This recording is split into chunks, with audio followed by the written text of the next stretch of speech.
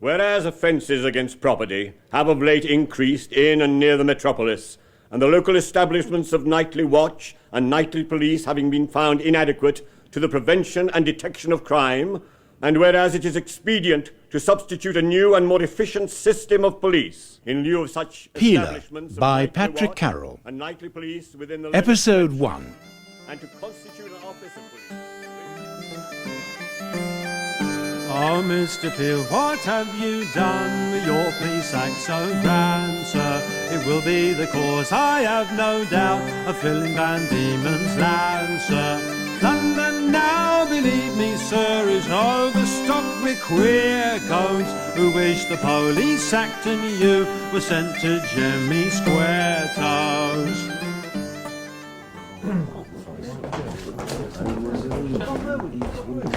Constables will parade for inspection. Oh, we have our usual complement of new faces this morning, Sergeant. So we do have, Inspector. I've become quite accustomed to it. You'll observe that the orders of the day instruct us to second one sergeant's party for duty at Westminster tomorrow. I would prefer it to be yours. Yes, sir. Stand for inspection. All right. Before this morning's inspection, I'm instructed to read out and post the following notice. The Commissioners think it again right to caution every man in the police force at a time when an attempt is made to create a strong prejudice against them, that they should do their duty with every possible moderation and forbearance, and that they should not furnish a just ground of complaint against themselves by any misconduct. Right, you may continue, Sergeant. Sir. The party of constables under my command will tomorrow repair to Westminster.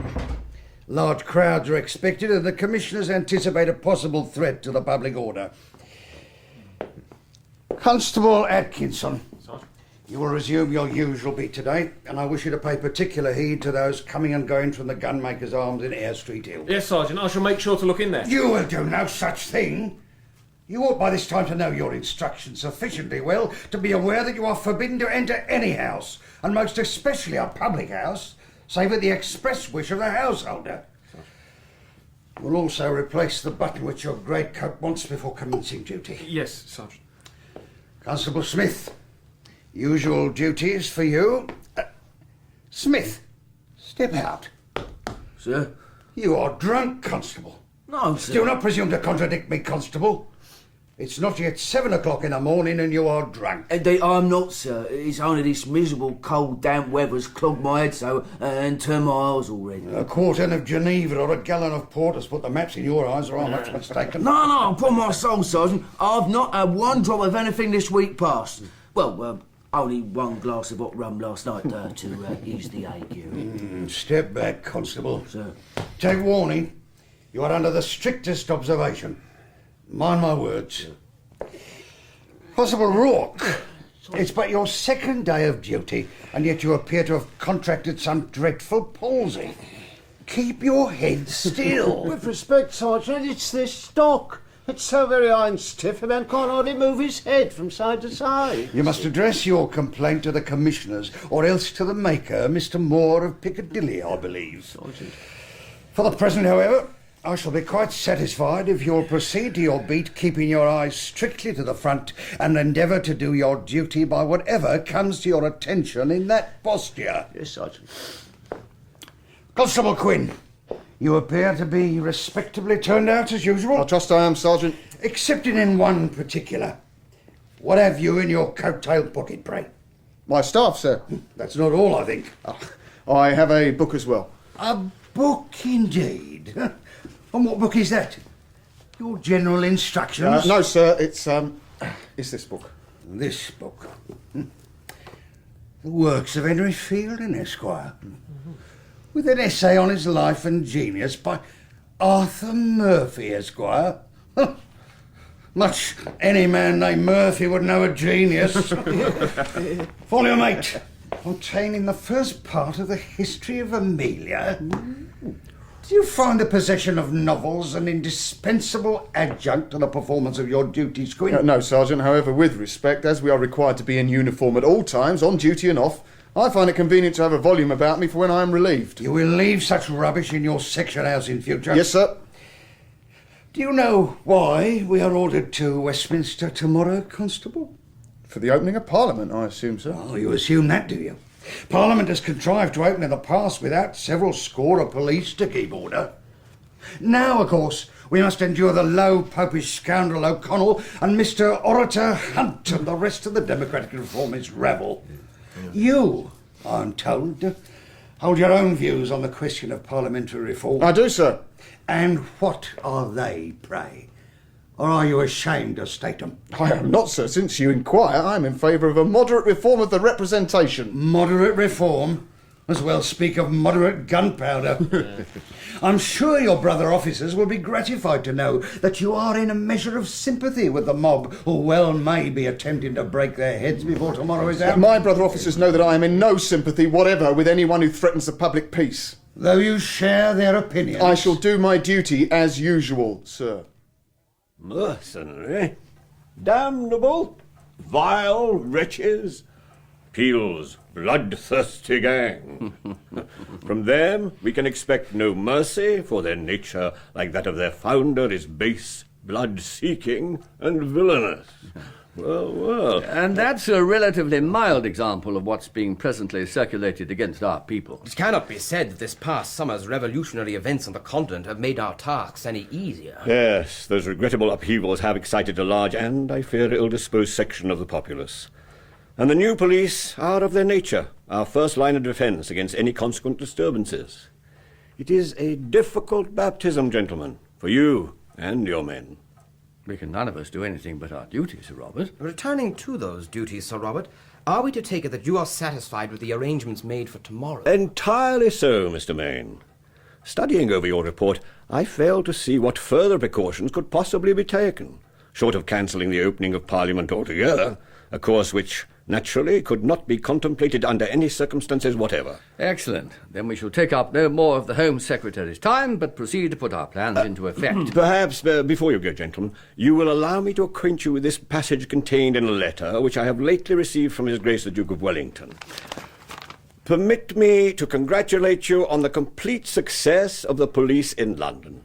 It is impossible to see anything more respectable than they are.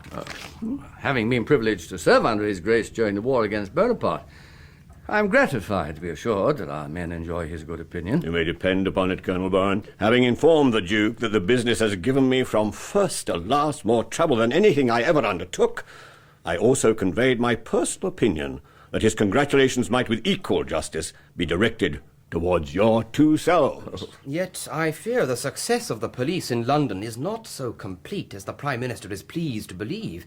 Leaving aside the criminal element and the political mob, large sections of the populace remain obdurately opposed to our very existence. That is, in a measure, true, Mr. Main.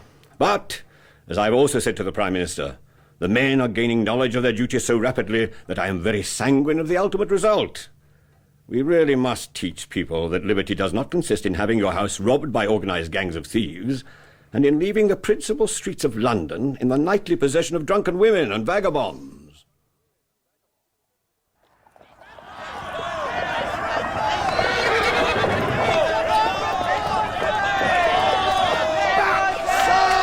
Sir, you must get back!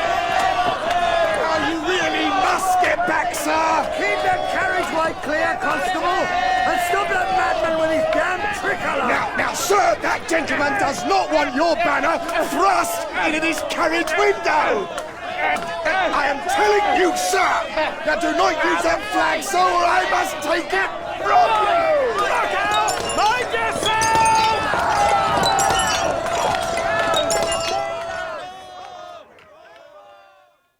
To the Reverend Mr. Hodgson, St. George's, Hanover Square.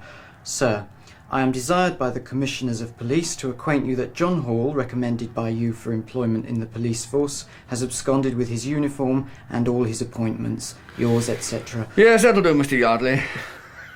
What do you make of this, Colonel? I've been through these others, Mr. Yardley. The 4 applications from dismissed constables for reinstatement may be dealt with by Form 7, and I've docketed 2 further letters requiring Form 9, 2 Form 4s, and 6 to be answered by a new Form 2. I do not believe we have a form answer for such a letter as that one, Colonel. It's remarkable. Mr. Yardley, will you take a reply? Certainly, Colonel. The Commissioners of Police present their compliments to General Sir John Doyle, and in reply to his note recommending his name, Thomas McCullum, for employment in the Metropolitan Police, beg to acquaint him that there is no situation in the Metropolitan Police in which a man with one arm, however deserving in other respects, could be employed. Yours, etc. And I think that will be all for the moment, Mr. Yardley. Yes, sir. Thank you, sir.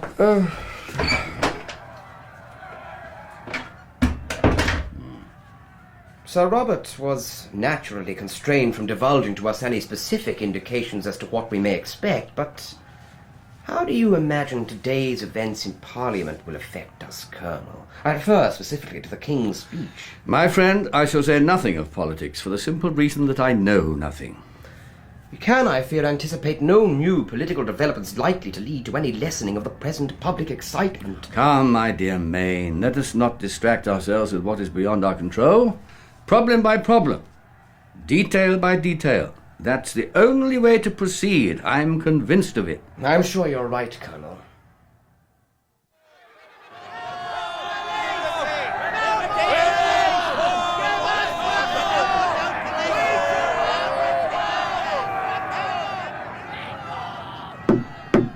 Open that damn door! What's all this? Oh, it's you, is it? Aye, me, Arthur Jenkins, as ever he was. And what's the door of a public police office doing bolted at this hour of the day? You cut along out of this or the sergeant will have you in charge. Will he, by God? You tell him, my old master, Lord Troll's taken up my case. I'll be back here on duty soon enough. See if I ain't Smith. If the commissioners was ever so soft as to let you back, your first day will be my last. Ow! Ow! No, out of my road, will you? Oh, yeah, begging your pardon, I'm sure, Mr. Jenkins. Oh, and if it ain't Constable Quinn, the young hero of Waterloo. Weren't so neat as usual, Constable. No need to inquire after you, Mr. Jenkins. About the same as ever. I don't change much. Oh, good day to you, Mr. Jenkins. Lummy, Quinn, you look fair knocked about. I've come away on my 2 feet, others weren't so lucky. Constable Rourke, take this one to the lock-up and leave her there till she regains her senses, if she ever had any. Yes, Sergeant. Come along, then, miss. Come All right, you ugly great raw lobster. I can walk myself. Yeah, I can just see how well, miss. Come along. And where have you got to, Quinn? Inspector Beale ordered me to the surgeon to have this properly dressed. Here, Quinn, this letter's been left for you from Mr. Linton, left not half an hour ago. Tell me, Smith, who was that tattooing our door just now? That ruffian Jenkins, sir. Drunk as usual and making threats as to how his old master was going to get him his place back. Sergeant, I would like leave to absent myself from duty for an hour. An hour? But that's likely to be called back to Westminster at any moment. If needed, I shall only be a few moments away. Mr. Linton asked me to call upon him as a matter of urgency. Mr. Linton at the vicarage? Yes, Sergeant. I see. Oh, very well, Quinn, but be as quick as you're able. I will, thank you, Sergeant. Martin, come in. Gracious, you're looking very sorely used. I have been all day on duty at the Houses of Parliament. You received my letter, however? I did. Its tone seemed very urgent. Just so. Earlier today I received a communication from Miss Staples. Miss Staples? Mariah, have you seen her? I have not. A packet was delivered to me by one of Mr. Staples' servants. In it were a note to myself and a letter addressed to you, which she begged me to forward. That letter is here. Oh. I am deeply grieved that correspondence between yourself and Miss Staples should be carried on in this clandestine manner, most especially with myself as intermediary. But I have held no communication with Miss Staples for the past 12 months and more. Following my last interview with her father, I did not see how I could honourably maintain any contact with her at all. Staples, wretched man. How can he use you so after all your years of service to him?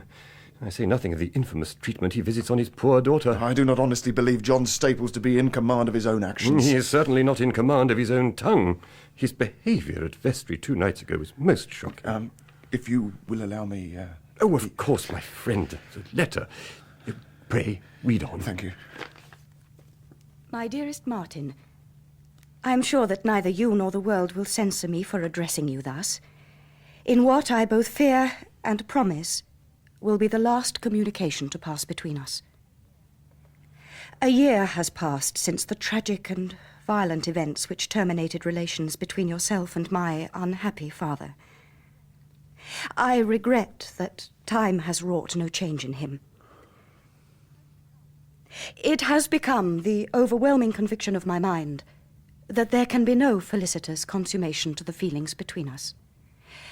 And thus I feel bound, in some formal manner, to release you from all obligations which our previous intercourse may have led you to feel toward me. I will shortly leave London for a space, and can but hope that the healing touch of time will do its work for me as it has not for my father. In the sincerest hope that you will in future prosper, and bear the ending of our old and affectionate friendship with greater fortitude than I can anticipate to find within myself, I am, believe me, your most desolate and loving Mariah Staples. And what, if I do not intrude, does Miss Staples say? She says that she is leaving London for a time. And is that all? Why, yes, that's the burden of her letter. I think that is very fair. Upon my soul, the Prime Minister exceeds all bounds. Should he continue in his immoderate obduracy against the mood for reform, he will surely precipitate the revolution that we all dread. Why, his own party were openly dismayed by the tone of his speech. Indeed, Father. When His Grace took aim at their lordships and assured them that he had never heard or read anything which could satisfy him that the state of the representation could be improved, I declare the Foreign Secretary had as great difficulty in concealing his chagrin as I myself had in suppressing my supreme amusement. My boy, allow me to observe that while I found much in the Prime Minister's remarks to excite disquiet and distress, I cannot say that amusement formed any considerable part of my reaction. Oh, come, Father. You are aware that as a general thing I would regard laudanum to be as rousing as a bathe in cold brine when compared to the experience of listening to their lordships' ululations on the subject of reform. But what entertainment could surpass the sight of Lord Grey's face becoming so singularly appropriate to his name, as the Duke told him that the legislature and the system of representation possessed the full and entire confidence of the country? Why, Grimaldi never gave a more droll performance. You are perverse, sir. I doubt the drollery which you affect to perceive will much strike the public at large. The mob, you mean? I'm sure that when Hunt and O'Connell have set this hare into the streets, the rabble will be after it like coursing hounds. Thus providing a double setback to our hopes of reasonable reform. Ah, well, do not let it prey upon your mind, Father. I certainly shan't. And now I fear I must take my leave of you for the present. Perhaps you will be so good as to dine with us tonight? Impossible, Father. I have an engagement. Devilish long-standing. Can't be avoided. I shall at least convey your duty to your mother. Oh, my duty to Mamma, to be sure, Father, to be sure.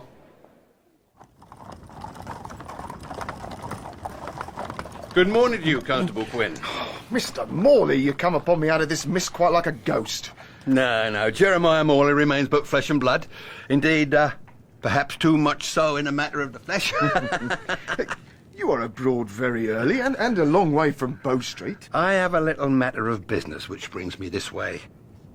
But, is not Northampton Square rather out of your way, A little, yes. My former employer, Mr. Staples, has his house just there on the far side. I had thought, you will excuse my mentioning the subject, that feelings between yourself and Mr. Staples were not such as would lead you to go out of your way to pass his house.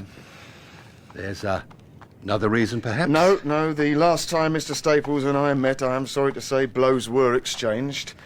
It is undoubtedly a foolish thing, but I do not suffer Mr. Staples to imagine that I in any way avoid him on that account. I see. But you've not told me what brings you so far afield, Mr. Morley. If you will look over my shoulder, Constable, You will observe the premises of Mr. Reed, who was lately set up in business as a printer hereabouts. Are you as yet acquainted with this man? I have seen him once or twice. He seems respectable enough. Oh, you gain that impression. An erroneous one, I fear. Have you observed anything of note about Mr. Reed?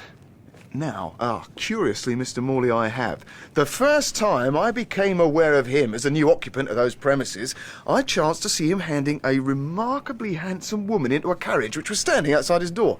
Both the lady and the equipage were so unusually fashionable for this part of the town that I could not but take notice. I would stake a large sum on there having been a letter G painted on the side of this fashionable lady's carriage. Yes. Mrs. Gascoigne. Mrs. Gascoigne, but not the notorious courtesan. Hush, Constable. Do not take all the gossip of the town to be gospel. Now, let me return your attention to the newly established Mr. Reed, who is readily known to those in the circles best acquainted with him as Peter the Scriver. Now, the man began as a solicitor's clerk, although he has worked apparently for some years as a general hackney writer, journeyman, scrivener and professional composer of begging letters. He's also been, to my certain knowledge, an embezzler, a forger, and now, I have reason to believe, a conspirator at Blackmail. Now, watch him, Constable, if the occasion arises, and report to me anything you might think relevant to my inquiries. Gladly, my duties permitting. But tell me, Mr. Morley, is yours an official Bow Street inquiry? No. I'm retained privately in the matter. Oh, indeed. Yes. I may also tell you that should there be a successful conclusion to the affair, I expect to be liberally recompensed. And in the event, I shall naturally see that you do not go unrewarded. I could not think of such a thing. We are under the strictest injunction against accepting any rewards or gratuities whatsoever outside of our official pay. Were I to do so, I should be dismissed instantly. Your official pay and man's nature being what they are, I cannot admire that as a system for retaining the ablest and most energetic men in the new force. Come, be candid. Do you not regret that you did not re-enlist in the army instead? I do not. In any event, to admit such regrets would show ingratitude to the friend who first put me in the way of applying for my present position. I need not remind you of our first meeting, I think. No, indeed, no. No, you do not. The memory of that horrible blaze and the pitiful creatures who died in it haunt my dreams to this hour. I have never scrupled to say that your conduct on that occasion led me to form the opinion that you were a singularly likely man. And I'm now of the opinion that you are indeed perhaps too likely a man for your present service. You still do not much admire the new police then, Mr. Morley? Oh, they're all very well for sweeping away the drunkards and the harlots and for keeping the rabble at bay. But for genuine police work, such as we at Bow Street perform, no, they simply won't answer. And of what does this genuine police work consist? Oh, well, such a matter has brought me in your way this morning. Oh, thief-taking? Oh, I trust we've come a long way since the days of Jonathan Wild. But the old name will do for me. There's our difference, Mr. Morley, as between your system and the new one. Huh? And what is wrong with our system? Why, what you and Mr. Townsend and the rest of the Bow Street officers do is to try to catch a thief, or at least attempt to get back some of his loot. Just so. Proper, genuine police work. Now, it is our business to prevent any robbery taking place and to see that there ain't any loot to recover. You'll as soon prevent original sin. The first principle laid down for us by Colonel Rowan and Mr. Main says the primary object of an efficient police force is the prevention of crime. The first result of that utopia, which depend on it we shall never see, will be the prevention of my livelihood. What a night of bedlam! 66. That appears to be the final account. 60?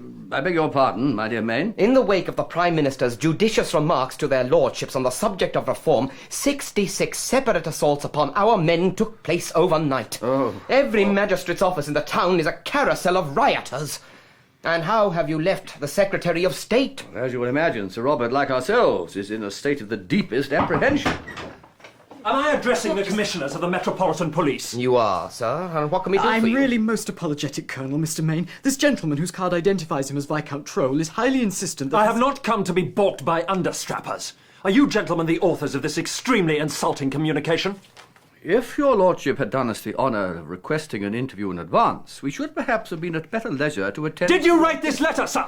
However, as I was about to observe. Since you have called, we shall be happy to hear whatever your lordship wishes to communicate. To what letter do you refer, my lord? This piece of unexampled impertinence. The letter is certainly from this office. If I might intrude, gentlemen, the commissioners will perhaps recall that his lordship wrote to them on behalf of one Arthur Jenkins, who was dismissed from the force some weeks ago. His lordship was most anxious to secure Jenkins' reinstatement. Yes, I remember the incidents perfectly. The commissioners will also then recall that having decided against Jenkins' reinstatement, they instructed me to convey their decision to his lordship in the usual manner. The usual manner? The thing is insufferable. Not only shall a gentleman's wishes and recommendations be flouted, but flouted in a form letter. I am sure that upon reflection your lordship will appreciate that the use of form letters, though perhaps regrettable, is a necessity forced upon us by the pressure of business. In any case, your lordship, the reinstatement requested could never have been countenanced. Jenkins had proved himself totally unsuitable to his post. You compound the insult by informing me to my face that I have sponsored the cause of someone totally unsuitable. Really, gentlemen, I call that damned cool. I assure you, my lord, we have no doubt that your recommendation was made in good faith. And we assume that your lordship cannot have been fully aware of the, no doubt, altered character of former Constable Jenkins. The cold fact remains, my lord, that Jenkins, as well as being utterly incompetent in his duties, had also made himself unfit for his position by being not only drunk, but actually drinking while on duty. What of that, sir? If I were to dismiss every servant of mine who took a quart of porter, I should be reduced to blacking my own boots. I fear the regulations laid down for us by the Secretary of State for the Home Department do not allow us to be so liberal as your lordship. Damn it, these are mighty stiff regulations for a raggle-taggle gang of blue-coated oats that any Irish navvy or unemployed potboy is at liberty to join. I don't doubt, however, that the Home Secretary prefers to keep the patronage in his own hands. Your lordship is under a misapprehension. There is no patronage connected with the manning of the police establishment. No patronage? Oh, Mr. Main is correct. While we are always prepared to consider recommendations from whatever quarter, appointment to and promotion within the police force is based strictly upon merit. Upon my soul. That's a damned American and democratical system. Let a notion of that sort take hold and there won't be a gentleman left in England. I am to take it, then, that you will neither reinstate Jenkins nor apologise for your insulting letter. We are sincerely grieved that your lordship should construe an insult, for I can assure you none was intended. However, I fear that in the matter of Arthur Jenkins, we are unable to offer your lordship any satisfaction. Satisfaction? My God, such usage tempts me to demand satisfaction of another kind. If I take your lordship's meaning correctly, I must inform you that Colonel Rowan and myself are sworn magistrates charged with keeping the king's peace. Do you know my father, gentlemen? I have not the honour of Lord Laverton's acquaintance, but I must, of course, be aware of so eminent a gentleman's existence. He shall hear of this matter, and you shall hear more of it. I promise you that. Promise it faithfully. Good day, my lord. The House of Lords!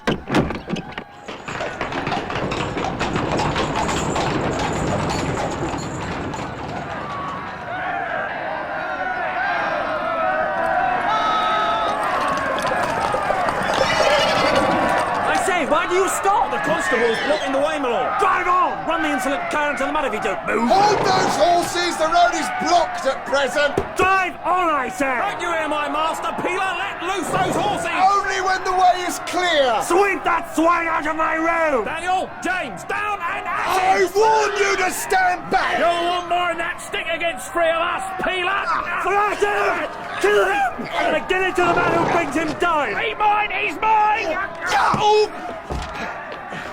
Oh, my God, Quinn! What's happened? Murder! Bloody murder has happened! No!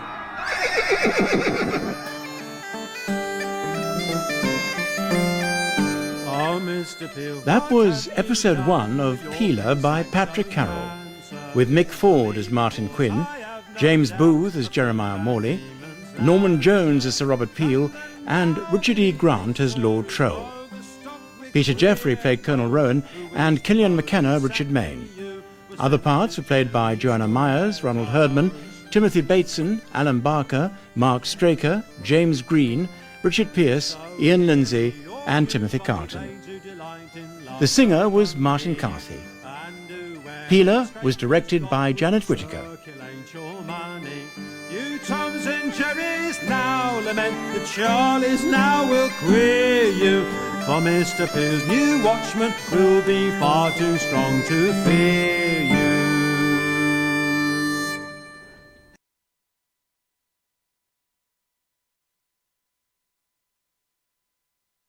Whereas offences against property have of late increased in and near the metropolis, and the local establishments of nightly watch and nightly police having been found inadequate to the prevention and detection of crime, and whereas it is expedient to substitute a new and more efficient system of police in lieu of such... Peeler by Patrick Carroll. Episode 2.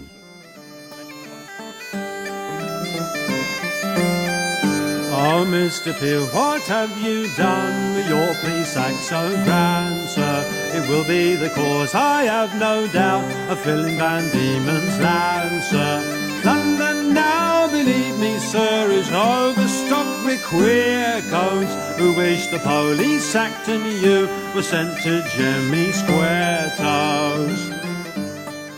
But in the name of common sense and common humanity, we call upon Englishmen to abstain from outrageous violence against their fellow countrymen who are merely acting in the faithful discharge of the duties imposed of them. So speaks the Thunderer. I can see that the tone marks a progress, although the sentiments are only what any decently disposed person must espouse. Well, let us count such blessings as we are permitted. If we may presently prevail upon this same august organ to cease printing false and biased reports of our people's conduct, we shall be a good step forward.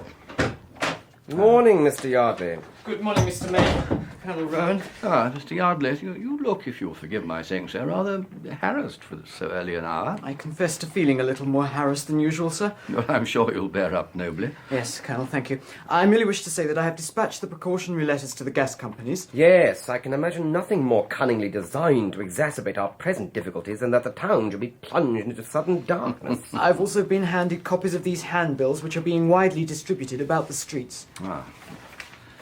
Liberty or death, Englishmen, Britons, and honest men. The time has at length arrived. All London meets on Tuesday. Come armed. Oh. We assure you from ocular demonstration that 6,000 cutlasses have been removed from the Tower for the use of Peel's bloody gang. Ocular demonstration, indeed. Still, it's no more than we've become used to. Was that all, Mr. Yardley? Yes, sir, beyond mentioning that the commissioners will recall that they have an appointment today with Mr. Place. Why, so we do. Events have been so pressing, I'd forgotten. We'll be pleased to see Mr. Place when he calls. Thank you, Mr. Yardley. I confess there's some curiosity as to why the notorious radical tailor of Charing Cross wishes to call upon the commissioners of police. As we had occasion to observe only a moment ago, it doesn't do to believe everything one reads about any individual in the public prints. Be so good as to close that door, Sergeant Dutton. Yes, sir. Go on. Before we join the men for general inspection, I must inform you all, as sergeants under my command, that a decision has been taken at the highest level of His Majesty's government, which will require of all our people the greatest vigilance. Begging your pardon, Inspector, but the men have been right up under it for a week past. What's in the wind now, if you'll forgive me asking? I cannot say precisely. The Secretary of State will make a statement in Parliament this afternoon. However, late yesterday evening, Sunday, superintendents of all divisions were notified by the commissioners that every single man in the force was to be put upon immediate and urgent requisition for duty. Further orders may be expected in the course of the day. And in the meanwhile, Inspector? We must carry on our usual duties. I leave every sergeant to prepare his constables for the situation in such a way as to put them in a state of readiness, but not of excitement. Bolt? Yes, my lord. Your lordship's coffee. Well diluted with brandy, I trust. Yes, my lord. Mr. Linton called a short while ago and left his card. He is a reverend gentleman. Damnably early hour for soliciting subscriptions. Why can't the reverend gentleman do as the others and carry on his cadging by letter? Mr. Linton was not seeking contributions, my lord. What the devil did he want in that case? The gentleman was desirous to ascertain the condition of Squires, your lordship's coachman. What conceivable business is that of Mr. Linton's, pray? I could not undertake to say, my lord. As with bow legs in a sailor, impertinence is the occupational affliction of all clergymen. And what did you convey to Mr. Linton concerning Squires? I referred him to Mr. Nettles, the surgeon. And what is his opinion?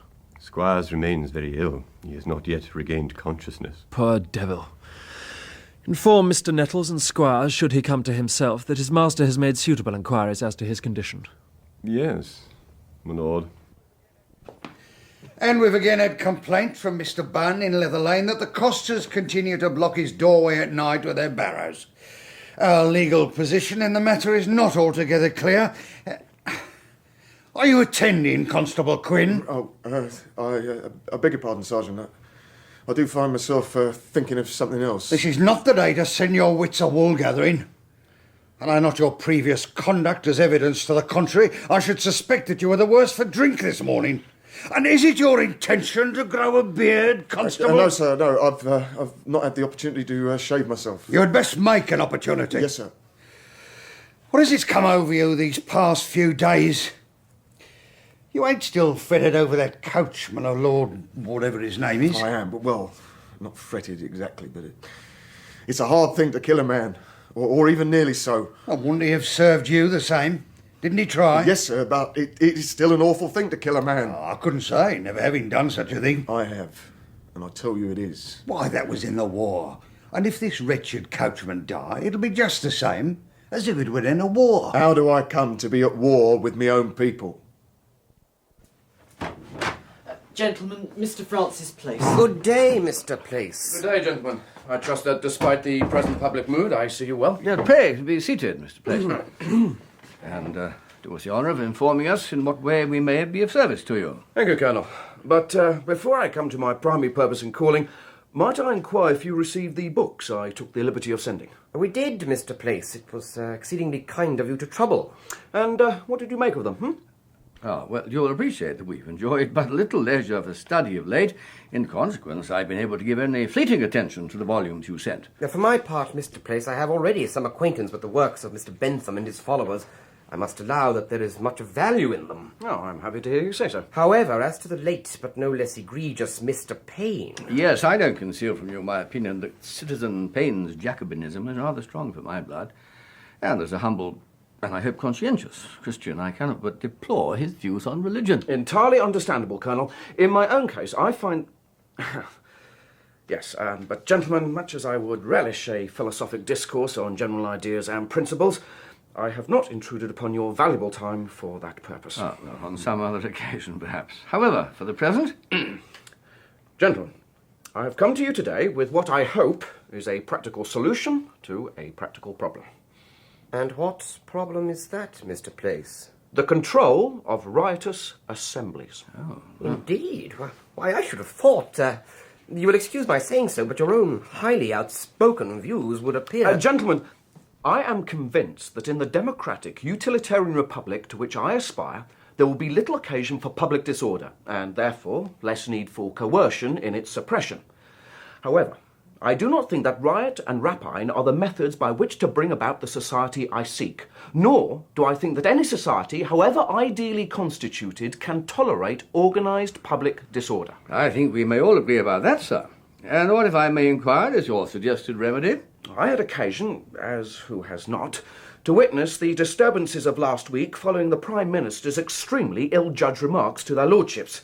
Yes. It is the height of presumption in me to say so to so distinguished a soldier as Colonel Rowan of the 52nd, but, in my humble opinion, the tactics presently employed by your men in such situations are misguided and futile. Indeed? How so, Mr. Place? The police must not wait until they are attacked and then, when they are maltreated and bruised, take a few vagabonds into custody. As soon as the inspectors see a mob prepared to make an attack, they should lead their men on, staves drawn, and thrash those who compose the mob as long as they remain together, but to take none into custody. Well, if that were done once or twice, there'll be no more mobs. Upon my word, Mr. Place, your suggestion, which I must observe, is based upon the soundest military principles, is one well worth consideration. Although I must again remark my astonishment at its coming from such a source. Why so, Mr. May? But that so renowned a champion of the common people should prescribe such treatment for them is, well, unexpected.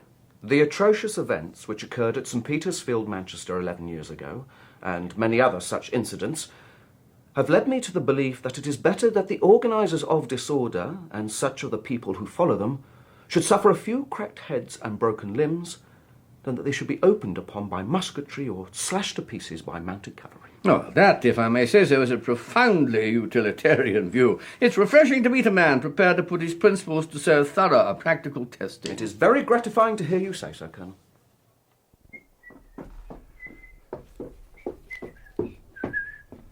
Good day to you, Scriver. What? How did you get into my premises, Mr. Morley? I shall have you in charge for trespass. Nonsense, Scriver. The door is on the latch and your open notice faces the road. That ain't the way I left them. Well, a passing gust of wind, no doubt. You're quite snug here. Rather a step up from your last situation, eh, Scriver? The past is the past, Mr. Morley. Whatever I may have been, or you thought me to be, I am now a printer in a respectable way of trade. Quite turned over the new leaf, have you, Scriv? Or, must I call you Mr. Reed now?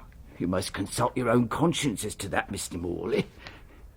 Here, where are you going? Why, I thought you'd embrace the opportunity to show an old acquaintance over your new and high respectable place of business. Mr. Morley, please, no. Oh. This is handsome machinery, Mr. Reed. The very best and latest designs. Newest improvement. Cleans itself and recites passages from the classics, I shouldn't wonder. Well, it don't do to skimp at the outset of an enterprise. No, indeed not, no. Quite a block of capital tied up in these presses. Not all your own, surely. Well, as you mentioned it, Mr. Morley, I've been fortunate in attracting a principal who has advanced a liberal sum towards the business. Oh, of course you have. And who might this principal be? I couldn't divulge that, Mr. Morley. And what use have you been making of these mechanical wonders? Visiting card for Mrs. Boyce of Bowling Green Lane? Advertisement for Messrs. Aston & Co., iron founders of Pentonville? And why? What is this, Scriver? Yeah, what you got there? Sedition, Scriver. Rank sedition, or I mistook. Why? Only listen to this. Englishman, you have let a good opportunity escape you. Your families are starving while your oppressors roll in luxury. Oh, but Mr. Morley, I'll never... Who began the riots on Tuesday? Peel's bloodthirsty gang? Do not tell me that Peter the Scriver is also Captain Swing. I? Oh, not I. It's money to me and nothing more. It is more, Scriver. Not merely have you produced this effusion, you've printed a bill and not put name to it. There are penalties prescribed for that, Scriver. Oh, be reasonable, Mr. Morley. How could I put my name on How something? indeed? I should report this to the Lord Chancellor directly. No, you wouldn't do that. Not when I'm on the first step of a new way of life. You wouldn't, surely. Well, now that rather depends. Depends on what, Mr. Morley? Why? It'll have some bearing on the reason why I called on you, Scriver. A matter of business. My business? Our business, Scriver. Our business. I mean, what do you make of this letter I have here? Why, it's certainly written in a good law hand.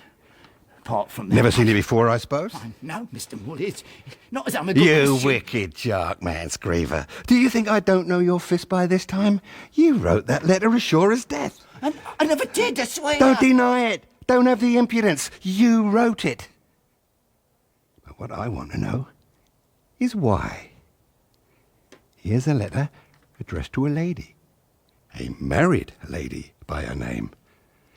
And that letter containing some choice and warmishly sentimental language.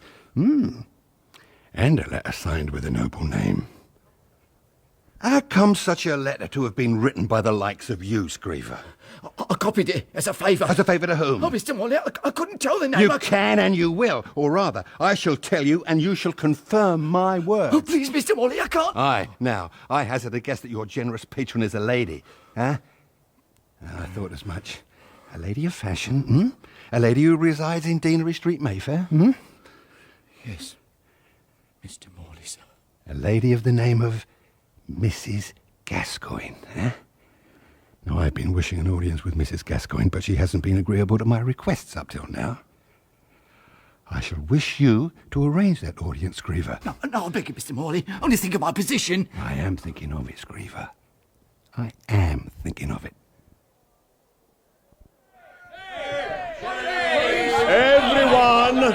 Everyone is aware that there exists in the public mind considerable excitement against those authorities which have been appointed under the sanction of the House. I allude, of course, to the body known as the new police. I am sorry to be obliged to inform the House that in the course of Saturday and Sunday last, the most industrious attempts were made to inflame the public mind against the new police. Thousands of printed handbills were circulated to that end. These, sirs, are the grounds on which the members of His Majesty's government came to the unanimous resolution of advising His Majesty that the occasion should not be given for assembling on a November night an immense concourse of people of all descriptions. I know it will be said that the government is unpopular, whilst His Majesty is most enthusiastically beloved by his people. I will submit to any taint founded on obloquy or objection.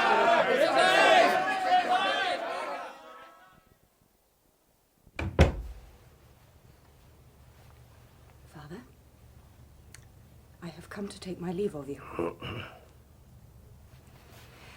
Father, did you not hear? You come to take your leave of me, take it. And will you not wish me Godspeed? Godspeed? The angel mail has speed enough for you and more to take an ungrateful baggage from our proper home. Oh, Father! Don't snivel at me. Go on, off with you. I have left instructions with Mrs. Gregory as to your particular arrangement. Left instructions? Left your senses and any sense of duty you ever had, and that ain't much. How can you say so, Father? Deserting your home and duties to go off to skulk and idle with your minxish cousin, where you spend the day blackguarding your father behind his back, when you ain't reading those filthy books. Merciful heavens, Father, you cannot begrudge me a brief holiday. In the country, not far away. In God's name, simply to recover my health and spirits. Your health and spirits? You lost 'em here. How is it you can't find 'em here? I believe you know the answer to that. Aye, Martin! But no, I forbid the mention of that thankless ruffian's name by anyone else in my house. I shan't dirty my own tongue with it. You are cruel, Father. It is not natural. Cruel, am I? Was it cruel in me to take liberties with my master? Was it unnatural in me to carp and cavil at that master's very intent and action? Or was it cruel and unnatural that when reminded of his place, that servant should strike his master? You know who struck the first blow. And why would I not? Was I to be served so by a hypocritical scoundrel, one half my age? He served you faithfully for 11 years. Did he? And did he serve me faithfully at the end? More so then than ever. Could you but see it? Go off with you, if you're going. If I'm not to have a dutiful child, I shall at least have my house to myself. Goodbye, Father. I shall write soon. Don't trouble yourself. Are you ready, Quinn? I am, though it's strange being in mufti after a year in which I've spent scarcely a day out of uniform. Well, even with a common beaver and a new greatcoat, you're still a constable. Now, carry out your instructions and then come to join us at Charing Cross. Yes, Sergeant. Now, before you go, Quinn, you better have this letter. It's from Mr. Linton. Thank you, Sergeant. Constables, away at a quick march! My dear Martin, I have only this moment returned from the house of Mr. Nettles, the surgeon attending upon the coachman Squires. I am thankful to be able to inform you that Squires regained consciousness some hours ago. He remains but poorly. However, Mr. Nettles assures me that he will be fully recovered in time. In haste, Charles Lytton. Thank God. People of England! Arouse yourselves! Be free! Be no longer imposed upon! Shall it be told abroad that Englishmen alone dared not unfold the banner of liberty, which they have so long lost What? sight of? Have you no weapon, Callie? No, I haven't. No. Oh, you're a good big chap, but them raw lobsters aren't going to come and meet us naked. Oh, I don't have... Here, can you get arms? Come along to Chancery Lane and I'll show you a fine arsenal. Chancery Lane, you say? Aye, cut along after me. Here, come, make way. Are you one of the... here, now where he's gone to?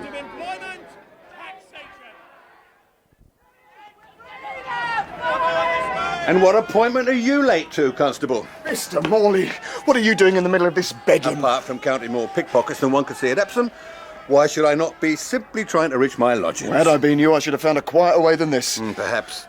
I've only now come through Chancery Lane. The rabble are tearing down the scaffolding about the new records office and taking the palings for stays. That'll be the arsenal I was told of. Now, I cannot stop Mr. Morley. I must be back on the Westminster side directly. Keep by me, Constable. We'll make our way through the inns and along the river. Was them 6,000 tar cutlasses we've heard so much on? Aye, this here staff is feeling like a bare twig just now. What are those devils up to on the city side? And where are the city constables, I should like to know? Oh, in bed, if they ain't in the mob themselves. They ain't getting any closer anyway. Not yet. Constable Rowe! What the... Yes, Sergeant. Any sign of Constable Quinn? None yet, Sergeant. We're a-watching. Mr. Phillips. Yes, sir. Be so good as to have these messages conveyed to His Grace the Prime Minister and to Colonel Rowan at Whitehall Place. Yes, sir. This note has arrived from the Commissioners. Are there fresh developments? Compose yourself, Mr. Phillips. We have a troop of constables ringed round the house.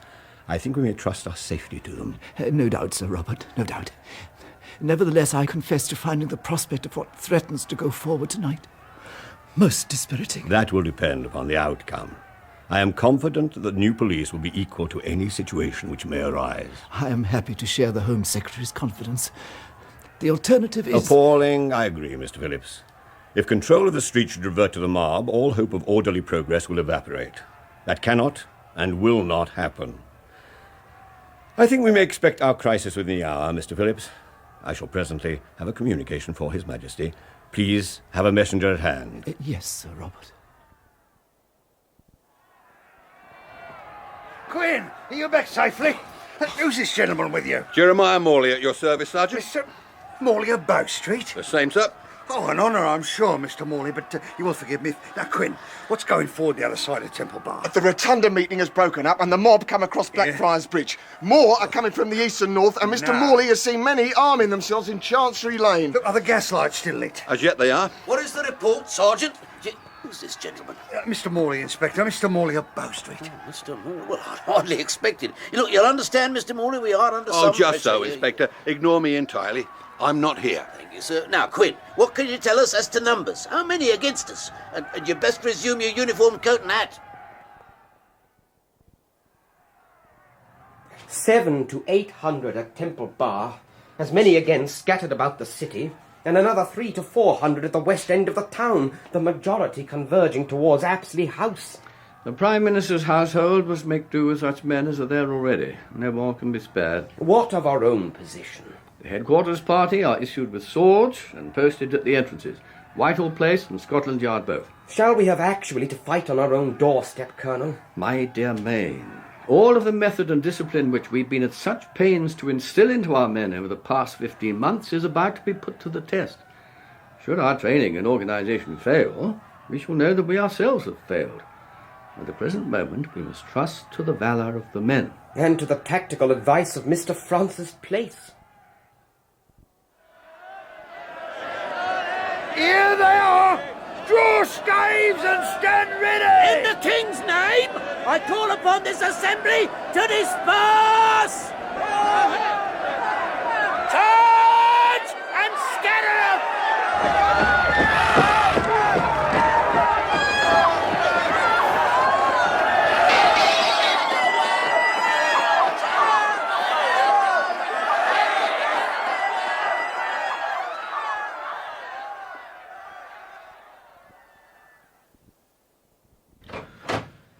Viscount Troll, gentlemen.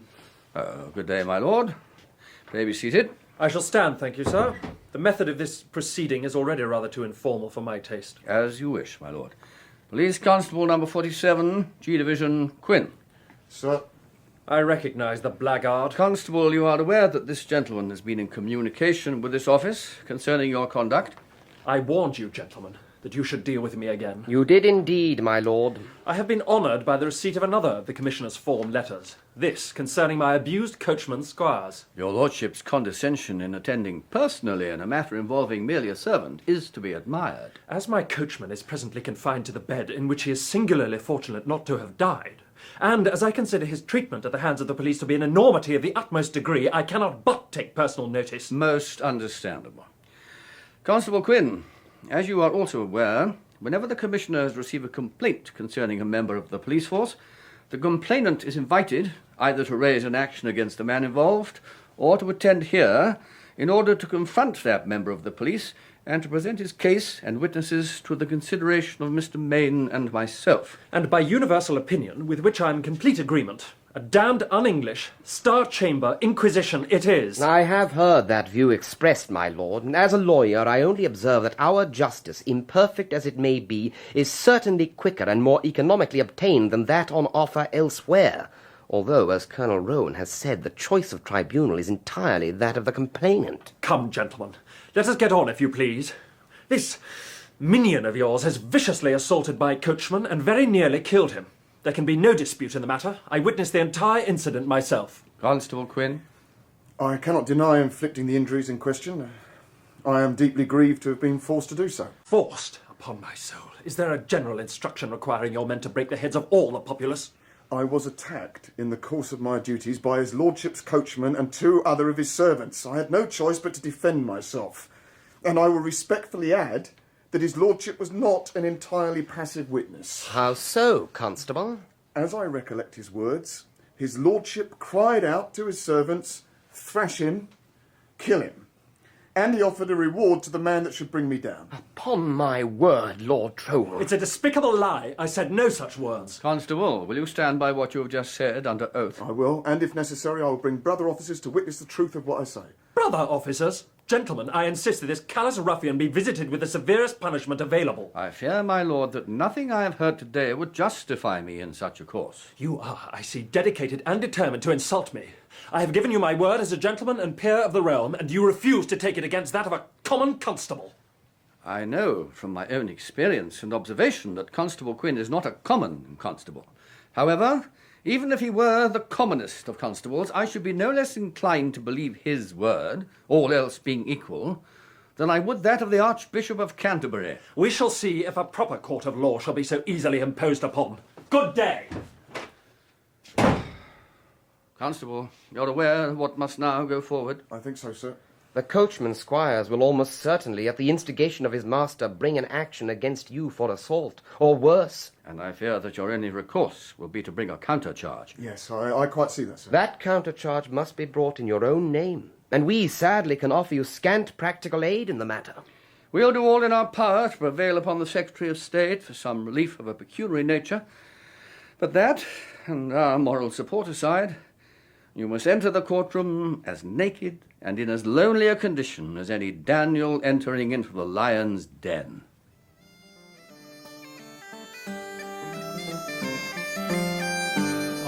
That was episode 2 of Peeler by Patrick Carroll, with Mick Ford as Martin Quinn, James Booth as Jeremiah Morley, Norman Jones as Sir Robert Peel, Joanna Myers as Mariah Staples, and Richard E. Grant as Lord Trowell. Peter Jeffrey played Colonel Rowan, and Killian McKenna Richard Main. Peter the Scriver was played by Fraser Carr, and Francis Place by Mark Straker. Other parts are played by Timothy Bateson, Richard Pearce, Ian Lindsay, James Green, Alan Barker, Timothy Carlton, and Ronald Herdman. The singer was Martin Carthy. Peeler was directed by Janet Whittaker. For Mr. Peel's new watchman will be far too strong to fear you.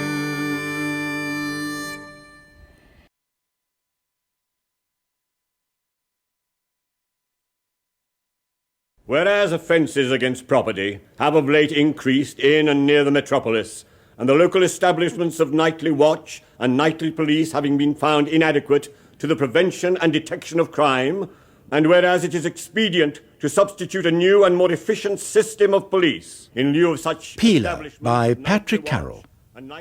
Episode 3. Oh, Mr. Peel, what have you done with your police act so grand, sir? It will be the cause, I have no doubt, of filling Van Diemen's land, sir. London now, believe me, sir, is overstocked with queer codes who wish the police act and you were sent to Jimmy Square Toes. Constable Quinn, are you familiar with the booklet which I hold in my hand? Yes, sir, I am. It is the handbook Pray of... silence, Constable. I did not ask you what it was. I inquired if you were familiar with it. For the information of the court, I will identify the booklet in question. It is the Handbook of General Instructions, which is, I believe, issued to all ranks of the new Metropolitan Police upon the assumption of their duties. I have read the document in question. It is, in my view, an infamous document, containing pernicious and mischievous instructions to a force that is dubious in its constitutionality and held by many respectable people to be entirely un-English. However, it is not Sir Robert Peel's police force which is on trial here. Indeed not, Mr. Rowe. Constable Quinn, you say you are familiar with the booklet. How familiar? If I may say so, without presumption, I believe I could undertake to recite passages of it from memory. Indeed. Are you equally acquainted with the passage from the section headed Police Constables, which states, he will be civil and attentive to persons of every rank and class? I am, sir. The sentence, if the bench will permit me, the sentence continues, insolence and incivility will not be passed over. That is correct, Constable. Do you wish the court to understand that in your judgment it is respectful and civil to crack a man's head open with a staff? Of course I do not. I was merely To resume! He must be particularly cautious not to interfere idly and unnecessarily. Do you consider that on the occasion which concerns us you followed that instruction? The gentleman will recall that at the time of the incident, large and unruly crowds were gathered in the vicinity of the Houses of Parliament. I felt it necessary, in order to fulfil my instructions, to halt the carriage driven by Mr. Squires, and I will again add, if the court permits, that the instruction quoted by counsel goes on to say, when required to act, he will do so with decision and boldness. Decision and boldness indeed! To strike an unarmed man a blow with a staff which well-nigh killed him! I considered myself at the time to be acting entirely in self-defence. Self-defence? With the court's indulgence, I will read out one last excerpt from the section of the handbook addressed to police constables. By all means. He must remember that there is no qualification more indispensable to a police officer than a perfect command of temper, never suffering himself to be moved in the slightest degree by any language or threats that may be used. If he do his duty in a quiet and determined manner, such conduct will induce well-disposed bystanders to assist him should he require it. On this occasion, was your conduct such that it induced well-disposed bystanders to assist you? No, sir. And why was that, Constable?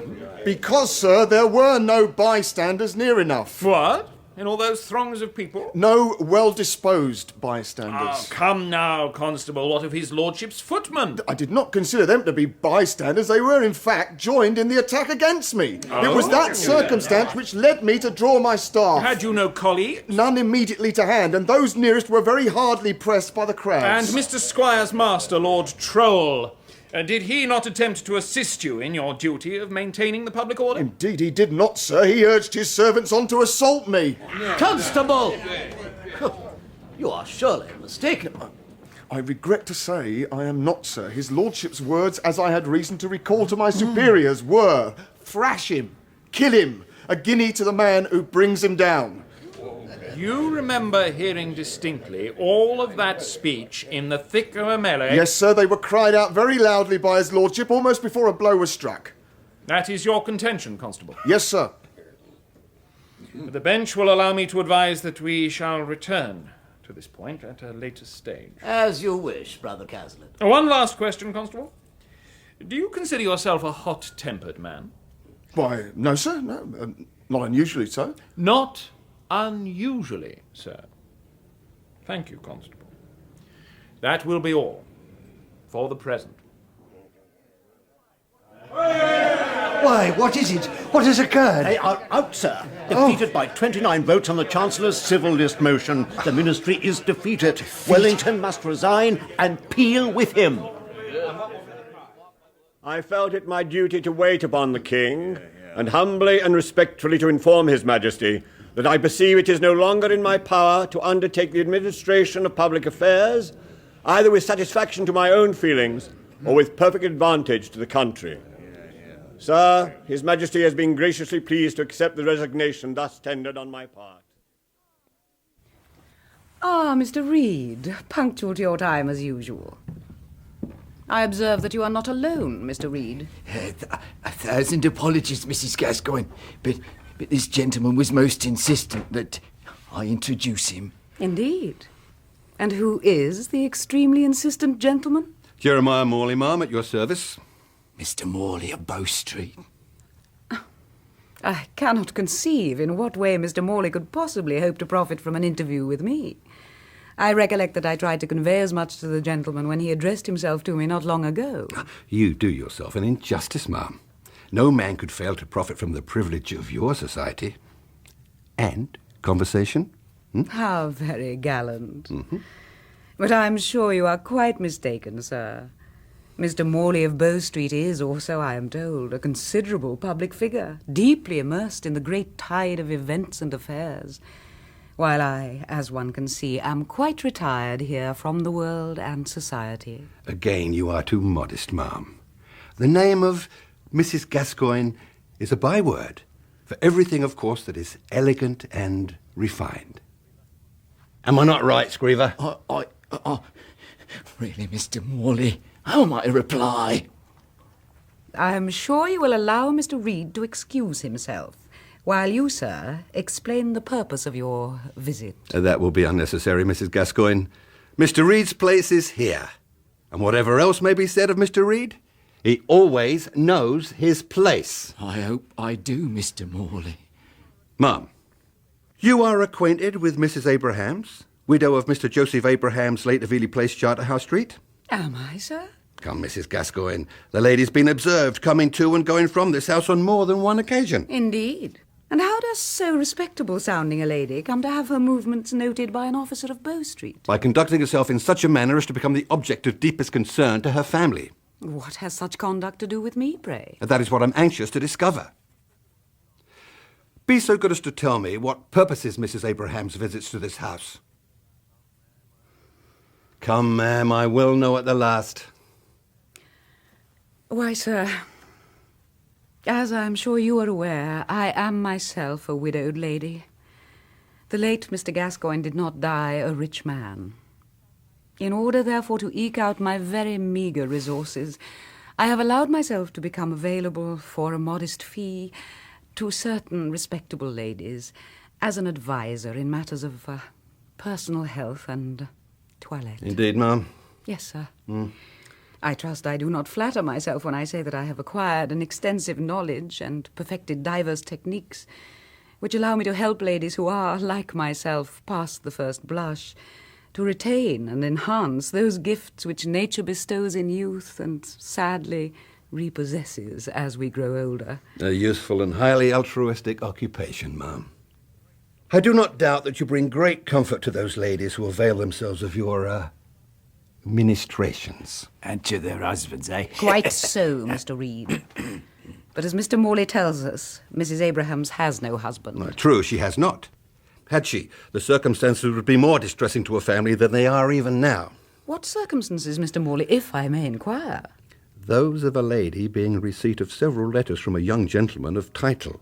Letters so ardent and indecorous in their language that, referring as they do to an entirely unacknowledged intimacy, they must compromise the lady in the most serious manner. Sir, While I admit to some slight professional acquaintance with Mrs. Abrahams, I fail to see what the lady's correspondence, however regrettable, has to do with me. Mrs. Gascoigne, those letters are addressed in care of this house. I can hardly be held responsible for that. Ma'am, those letters refer to you personally, in terms which imply your knowledge of, nay, your complicity in the liaison. You are ridiculous, sir. Entirely absurd. And those letters, despite bearing the signature of another name, were in fact written by our friend Mr. Reed. Am I not right, Scriver? Really, Mr. Morley, I've already explained that I undertook the copying of those letters as a favour. And I ask you again, Scriver, a favour for whom? For Mrs. Gascoigne? Not for me, Mr. Morley, most decidedly not for me. I cannot say, Mr. Morley. Sir, I assure you that I am entirely ignorant of any letters to or from Mrs. Abrahams. I know nothing of their contents or provenance. And now I must ask you to leave me. As you wish, ma'am. With no provable facts in contradiction, I must naturally accept your assertion. That is a mercy at the least. However, I do not scruple to say that I shall be continuing in the matter, and that it may be necessary for me to wait upon you again, ma'am. I trust I shall encounter no obstacles should the occasion arise. Most assuredly not, Mr. Morley. Good day. Extraordinarily handsome and elegant woman, Scriver. Oh, very, yes, sir. Everything about the lady evinces the most perfectly refined taste. I particularly admired the very fine cameo brooch she wore at her bosom. The brooch? Oh, yeah, the brooch, to be sure. Very fine. I doubt one could find its duplicate in all of London. Now, Mr. Jenkins, will you tell the court, did Constable Quinn actually strike you on the occasion you have described? Why, no, sir. Not just to say actually struck me with his fist, but he did give me a good hard shove. And did you retaliate against this good hard shove? Why, no, sir. I did not. Why not, Mr. Jenkins? Martin Quinn is 1/2 foot taller than what I am, and 3 stone heavier if he's an ounce. I'm not a craven man, I hope, sir, but I'm no chucklehead neither. Silence. Brother Caslett, if you have concluded, perhaps you will permit me to... By all means, Mr. Rowe. Constable Quinn, as you are unrepresented, do you wish the bench to ask witness any questions? Yes, sir. You might ask Mr. Jenkins how much he'd had to drink the morning he's spoken of, what damage he did to our section house that day, and what terms of threatening abuse he used to me before I pushed him away. Mr. Jenkins? If Constable Quinn is saying I was drunk that day, I deny it. And the only damage I recall doing was to break the chair I fell upon when he knocked me over. And the terms of threatening abuse? I never threatened him. I warned him that I wouldn't be used by him the same way as he used old John Staples. No, not if he was twice my size. And who, pray, is John Staples? Why, he's old master in the coopering. Some 12 months ago, before he became Constable Quinn, he gave John Staples such a thrashing as put the poor old man in his bed for a week. Is this true, Constable? Come, Constable, speak out. The truth of the matter is that I did come to blows with my former master. But as anyone acquainted with us both will tell you, he struck first, and the contest was even enough. I see. And is there any other point you would like put, Constable? If you please, Mr. Rowe, I can see that what's mainly between Mr. Jenkins and myself comes down to his word against mine. True, Constable. In that case, I would like the court to be aware of 2 facts which may be confirmed by the official records of the Metropolitan Police. And those are? Mr. Jenkins has said that the events in question occurred on 4th September last. Would he tell the court on what date he was dismissed from the police and for what cause? Mr. Jenkins? I was dismissed on the 5th of September. What for, Mr. Jenkins? Silence, Constable! Why were you dismissed, Mr. Jenkins? It were, speak out, please, Mr. Jenkins. I cannot hear you. For drunkenness on duty and gross misconduct. Forgive me if I'm mistaken, Sir Robert, but surely you have rehung some of your pictures since I last had the pleasure of visiting this most delightful of rooms. Your observation is accurate, Mr. Main. There has been some rearrangement. Obema's Chateau de Brederode. Very fine, is it not, Colonel? Well, as you must know, Sir Robert, I'm next billet to a blind man in the presence of fine art, but even I must recognize its quality. As I also note the absence of many of the late Sir Thomas Lawrence's portraits, which I have seen here previously. Yes, I've had the bulk of them removed to Drayton. Since my father's death, I am, of course, obliged to spend more time there. Poor Lawrence. His own death appears to me to have been a dark ill omen, posted at the gateway of this most melancholy year. I think that none of us will be unduly saddened to see the passing of the present year. That is certainly true for my part. Sir Thomas in January, my father in May. And, of course... Now, Mr. Peel, I should have as soon as expected to see a pig in church as you at a race. Of course, that was just at the time when our Metropolitan Police measure awaited the royal assent, and His Majesty was quite loath to bestow it. Yes, he was not, I believe, a staunch supporter of the new police. Indeed not, Colonel. Do you recall the occasion upon which His Majesty personally congratulated the manager of the Theatre Royal for not permitting our constables upon the premises? Yes, right. Yes. He was undoubtedly a dyed-in-the-wool ultra in that respect. And yet, despite our differences, I am happy in the recollection of a most affecting interview which I had with him not long before his own death. And we parted, I think, on the best terms of our entire acquaintance. I will take the liberty, Sir Robert, of hoping that we may say the same of our three selves, although our present leave-taking is a purely professional For one. my part, Colonel, I say so most heartily. Scarcely a day has passed during the months of our professional intercourse, gentlemen, that I have not counted myself and the public singularly fortunate in our choice of commissioners. It is very kind of you to say so, Sir Robert. It is seldom in public life that the country receives so great a deal more from its servants than even the most demanding master could expect. You, if I may say so, gentlemen, represent such an exception to the general level of expectation. Oh, come, surely we've done no more than our duty, Sir Robert. Perhaps it is the extreme fatigue induced in me by the crisis and dramas of these past weeks which turns me so unwontedly fulsome. But, if Mr. Main will permit my saying so, in your own case particularly, Colonel, it is surely a bonus to find such a genius for patience and diplomacy in a professional military man. Tact in an old soldier, much like beauty in one's aunts, is pleasant to find, but not necessarily to be expected. Oh, really, my dear sir, you say too much. At all events, Sir Robert, I hope you may, for the moment at least, leave the conduct of your creation in our hands with not too many misgivings. I am entirely confident that it could be in no better. It had been our intention at this time to call upon Mr. Squires to testify in his own defence. However, as every person present may observe, Mr. Squires remains too Beautifully got up, isn't he, Sergeant?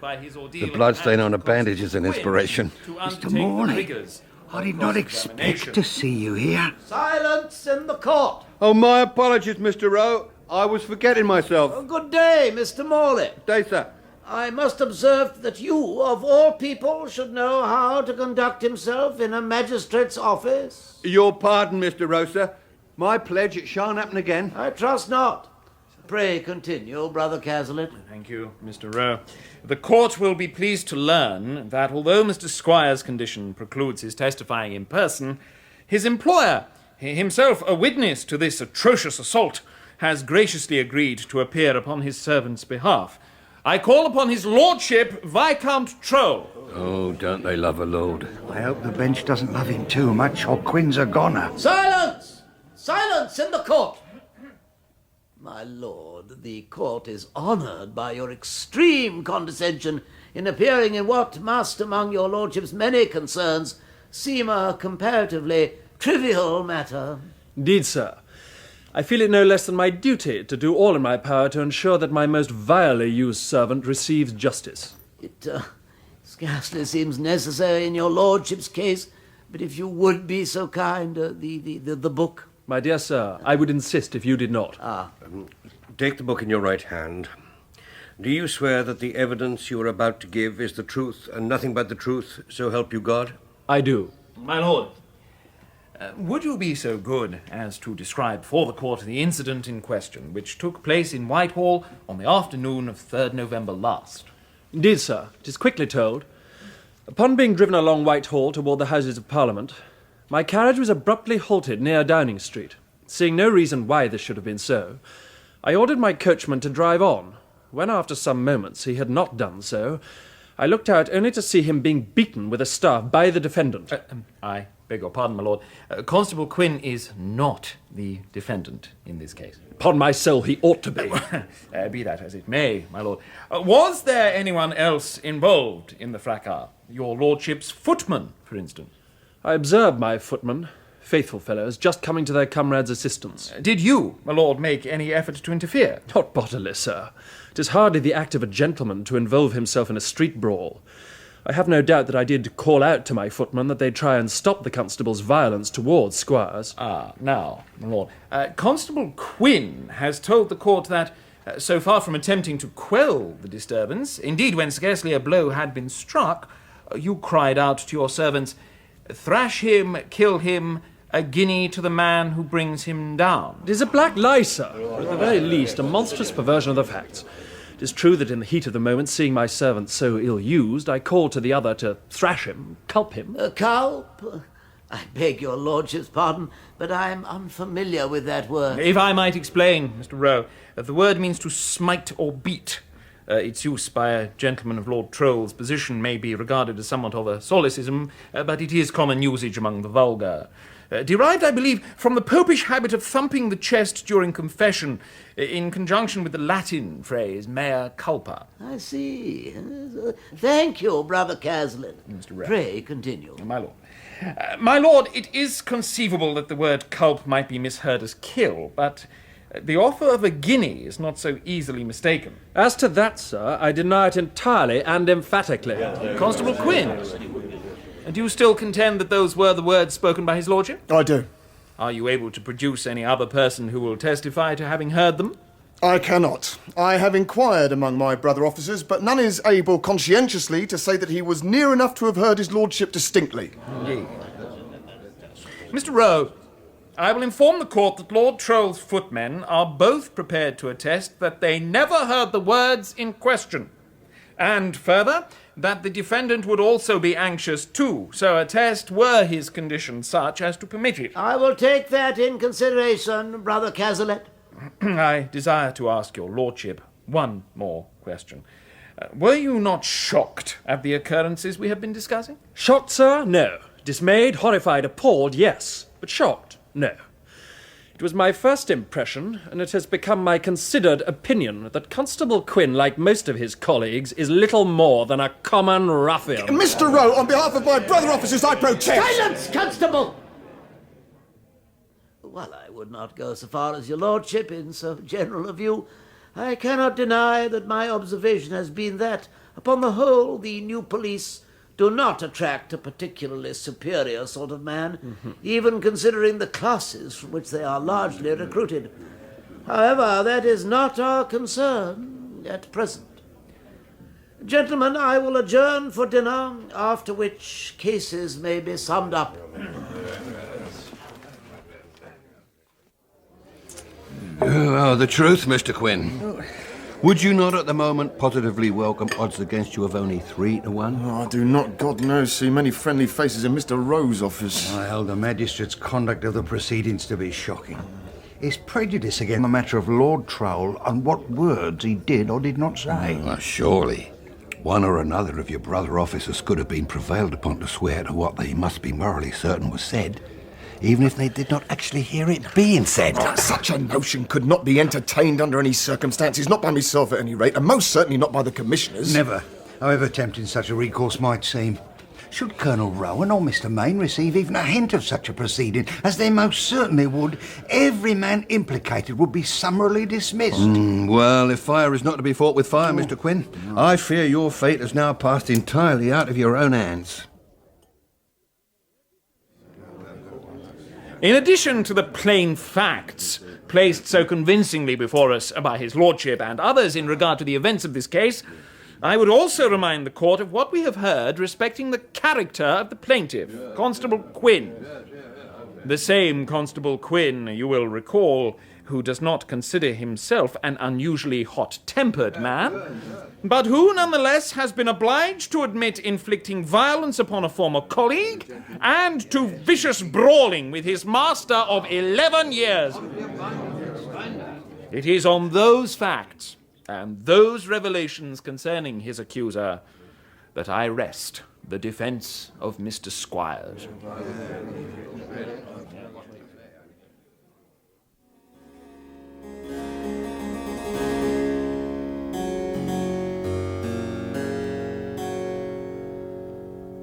Oh, do not stop, please, cousin. The air is so very melancholy as to be quite exhilarating. Yes, that is why I stopped. Oh, how very strange you are. Come, there is a little sun at last. Let us walk in the garden for a while. Or would you prefer your book? No, neither. Nothing. I left off my book because it made me angry. You have much admired works by the same lady in the past. The heroine was coming to disgust me.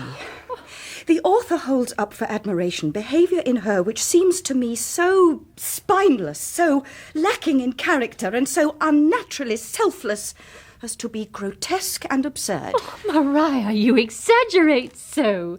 Is selflessness grotesque or absurd in a woman? It is the greatest virtue, surely. Virtue? If it is a virtue, it is not mine.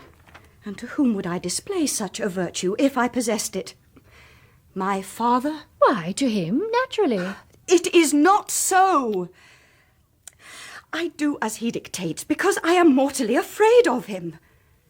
In my mind, I am not obedient to him. In my soul, I am not dutiful toward him. In my heart, I am not meek and loving toward him. In my real heart, I believe I have come to hate him. You cannot say so, Mariah. Your father? I am sorry, cousin. I have no wish to make you wretched also. Come, kiss me, and we shall walk in the garden. Yes, it will lighten your spirits, Mariah, I'm sure. Yes, Lucy? Excuse me, miss, but a letter's come for Miss Staples. Oh, for me? From your father, no doubt. I thank you, Lucy. No, father will never write to anyone except in the way of business. Could it possibly be from Martin? It would as likely be from the Emperor of China. Oh, why? It is from Mr. Linton, our curate, but why would he... Mariah, what is it? What is it? What does Mr. Linton say? Oh, dear God. I must return to London at once. But, my dearest cousin, why? What is it? My poor, darling Martin. He is sent to prison.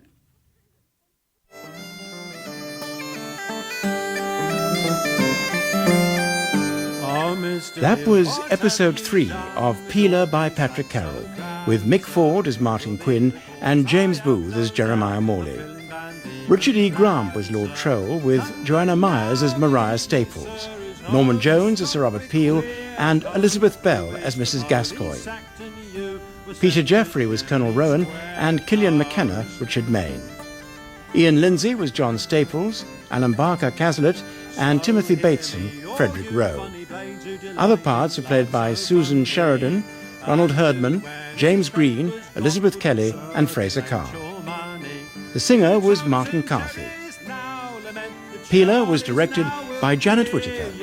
For Mr. Peel's new watchman will be far too strong to fear you.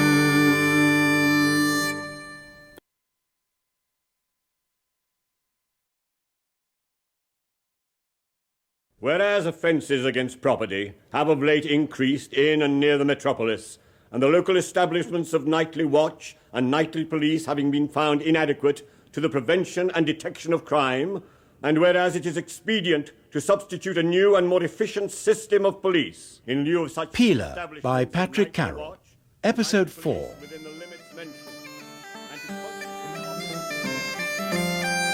Oh, Mr. Peel, what have you done with your police act so grand, sir? It will be the cause, I have no doubt, of filling Van Diemen's land, sir. London now believe me, sir, is overstocked with queer codes who wish the police sacked and you were sent to Jimmy Square Toes.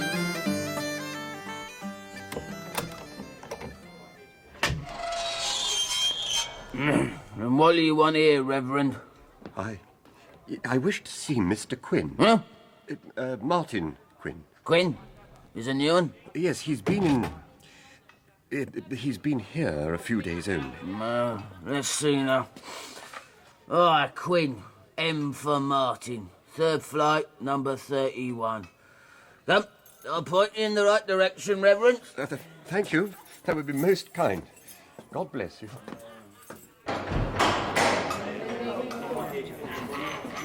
If you'll be so kind as to go up that little set of steps, through the lobby, and up 2 more flights, you'll be in the third. 31 is almost to the end. Yes, thank you. I think I shall find my way. Anyone will direct you. And most of you will know their way about.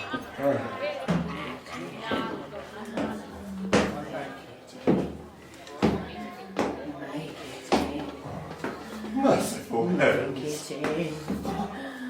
Make it in. Make it in. Oh, yes. 31. Martin? Martin Quinn? Martin? Do you not know me? What? I'm sorry, Mr. Linton. I neither saw nor heard you at first. It's so gloomy in here, and with my back to the door, and I was far away, in fancy at least. My dear friend, what you must be suffering. No, suffering is too strong a word. Some do suffer in this place, but most do not. I seem to be merely numb. But it is an appalling place, so foully close and dark and filthy. Oh, you have never sailed in a ship transporting soldiers. This is Eden. I do not seem to know what to say, my dear friend. I have nothing of comfort to offer, it appears. Nothing but prayer. Prayer? Oh. No, I do not see how prayer will help me. It is the idleness which frightens me, Mr. Linton. Even in so short a time, I've observed what idleness will do to most who come to this place. Why, yes, I'm sure, but... Martin, I am ashamed, but this awful place has paralysed my thoughts. I feel entirely helpless. I only ask one simple thing. If you can bear to return here again. When I left my lodgings with Mrs. Bell, I asked if she would keep my tools in some safe place, should I ever need them again. I feel I need them now. What? Your coopering tools? Why? What possible use... What would you do with them, speaking practically? Oh, no, I am quite practical. I spoke yesterday with the gentleman who presides over the coffee room on the floor below. I offered to do any work in my old trade which he might want. I am already bespoke for 6 new 5-gallon casks. And will he pay you? He will. Not so much as I would ask outside, but here the rent is very low and there are no parish rates to pay. Of course. I'll call on Mrs. Bell directly. In fact...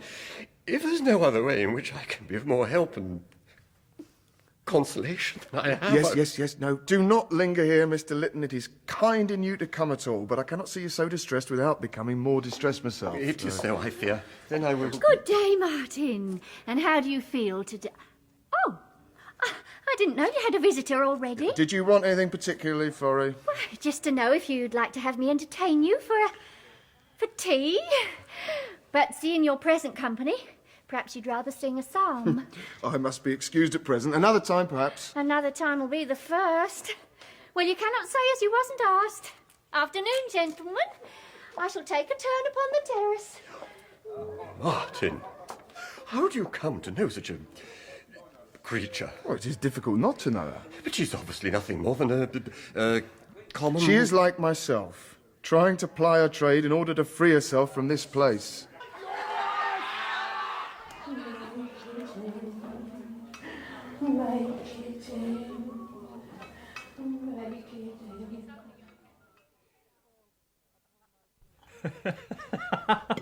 Oh, upon my soul, Father, I never saw a man's face fall so far as that galumpus constable's did when Mr. Rowe gave his judgment. I trust it has had a salutary effect upon him and upon his superiors. How upon his superiors, Mr. Rowe? Oh, my lord, Colonel Rowan and Mr. Main must be made to understand that they cannot presume to usurp the ancient privileges of the English bench. I confess I was not aware that they did so. It has always been we, the magistrates, who have had executive powers of policing, we and the parishes. But do you not feel that the old police system had become perhaps too antique for these modern days? Perhaps so.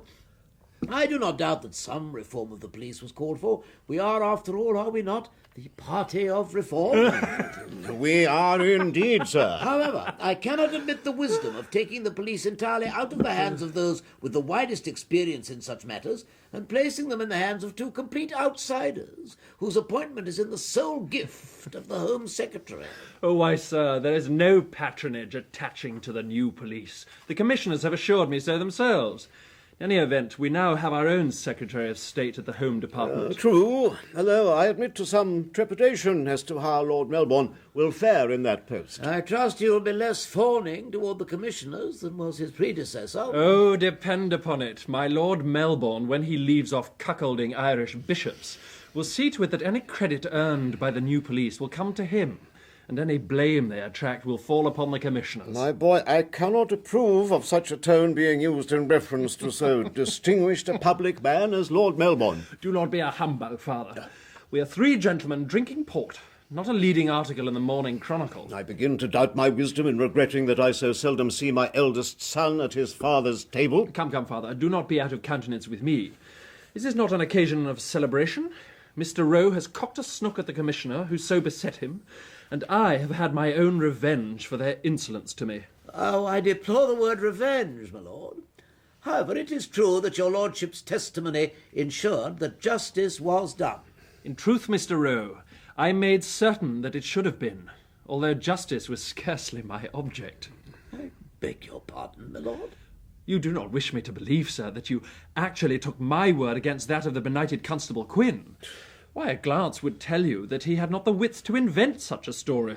Do you mean to tell us, sir, that you perjured yourself under oath? Oath? Am I so weak-minded that my will shall be turned and my intentions baffled by that farrago of prettily told tales which we call the King James Version? You are blasphemous, my lord. Mr. Rowe, I apologize most humbly for my son's infamous conduct. I feel it to be a shameful reflection upon myself. No, I pray, sir. I think the ladies will begin to notice our absence. Of course, my lord. You, sir, are at liberty to join us, stay where you are, or leave this house. As there is yet port to be drunk, and as the ladies are all my relations, I shall remain here, thank you, Father.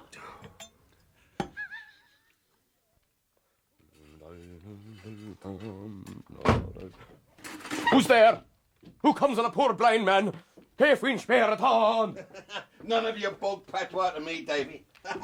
Your English is bleary enough. Mr. Morley, sir. Cade me la fault you got hussa. Begging your pardon, you're more nor welcome, sir.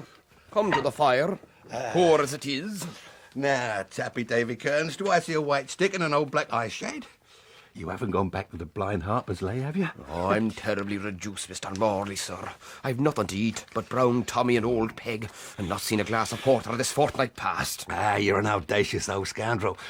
If a man were to take up this floor, he'd find a king's ransom. Mr. Morley, it isn't so at all. Of course, I'll have a few poor pence put by for the day when I'll go home to die and to be buried in my native heath.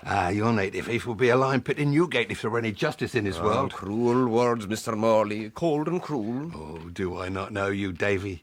Have I not compounded with you myself for the return of Luke before this day? Why, now that Ikey Solomons has gone to Botany Bay, there isn't a brazen-faced fence that shows himself in the brown bear than you. It has ever been the height of pleasure to me to transact business with so genteel a man as yourself, Mr. Morley. Transact business, huh? Yeah, if the justices didn't turn a blind eye, we should all be hanged for transacting such business, eh? How can that be so? All you people at Bow Street, Mr. Townsend, Mr. Ruthven, you've all of you done the same. It's the regular old way. Well, it's a hanging offence for all of that. Sure, never mind, Mr. Morley, sir. It'll be too late to change it all, be this. And now, would you be telling me how I come to be honoured today with a visit from Mr. Morley? Well, that's right, Davy. It all comes to business in the end. Will I tell you that I've seen a deal of late of an old chum of yours? And who would that be, Mr. Morley? Peter, the scriver. Ah, the bold scriver. The prime fist. The primest fist anywhere. And have you met a scriver of late? Well, hasn't Mr. Reed that lovely shop now? The height of respectability. Yes, have you met him, Davy, in, let us say, the last 2 months? Mr. Morley, sir, I'd tell a lie if I said I hadn't. Any business? Ah, 'twould betray a confidence to say, Mr. Morley. Oh, come on, you're an old hand at that, Davy. Come on, out with it. Now, he did have a few trinkets that he asked me to look after for him. And have you still got 'em? Davy, I've got my own ways of finding out in the end. One word and the now Lord then, Chancellor... Mr. Morley, sir, you wouldn't take advantage of a poor old man. I couldn't just give them over. I'd be suffering a terrible loss if I did that. I don't want to take 'em away, Davy. Only the sight of 'em. See, if they're concerned in my present bit of business, well, business it shall be. In the regular old way. Ah, if that's the way of it, Mr. Morley, don't say another word. Yes.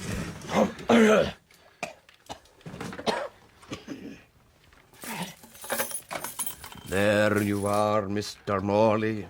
Pretty as a picture. Oh, trinkets, did you say? Wow. Did the scriver say where he bagged them? He did not. No more did the other gentleman. The other gentleman? I never heard his name, Mr. Morley, upon my eyes. I met with him and Scriver in a snug little house at the west end of the town. He stood the punch and was the height of genteel all around. And what sort of looking man was he? I couldn't take to say, Mr. Morley. He kept his hat on and was well wrapped up the whole time. And he sat in the shadow and never left his seat. More younger than older. And like I said before, pleasant and genteel in all his dealings. Yeah, and is this the whole poodle? Come on, the truth now, Davy. Is there any you've gone and fenced already? My eyes, Mr. Morley, sir. That's every piece I had of Scriver, I swear it. I want a list of these trinkets, Davy, and then I'll leave you to your prayers. £300? I'd see him damned first. I'll see him damned in hell for the want of 3 pence. Please, Father, I beg you, if not for his sake, he who served you for so long, then for mine. Why, God, am I in Bedlam? Have I a daughter so mad with ingratitude and disobedience that she begs me to find out £300 to free a man who struck her father to the ground? He's in his proper place. Were he there only for his insolence to me? Undutiful Harridan. It is true. I may be nearing madness. I do begin to fear for my reason. But undutiful? No, it is not just to call me undutiful. And if I were, dear God, have you no duty to me? Is it a father's duty to keep his child from her life's happiness? Is it his duty to make her every moment an affliction? Don't you dare to speak of my duty to you! I who feed and clothe you and give you a bed. My duty! Please, I implore you, once more only, make your peace with Martin Quinn and help to free him. No! Never! Then I quit your house. What? This day, this hour, I shall go to him and stay with him if he will have me. If we should both starve and never see another day of liberty until he dies. Is it a prison you want? You should have all the prisons you can bear! And not leave this house to enjoy it! I shall leave. I shall. You must kill me to keep me here. Must I? Must I, indeed?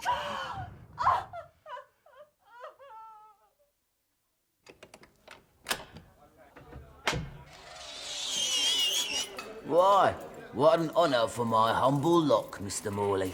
Afternoon, turnkey. You look tolerably fit and prosperous. But I holds up, Mr. Morley.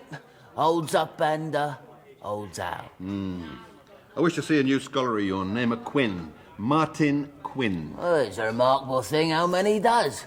Clergymen, police sergeants, and now Mr. Morley of Bow Street. Who'll be the Duke of York next, I shouldn't wonder.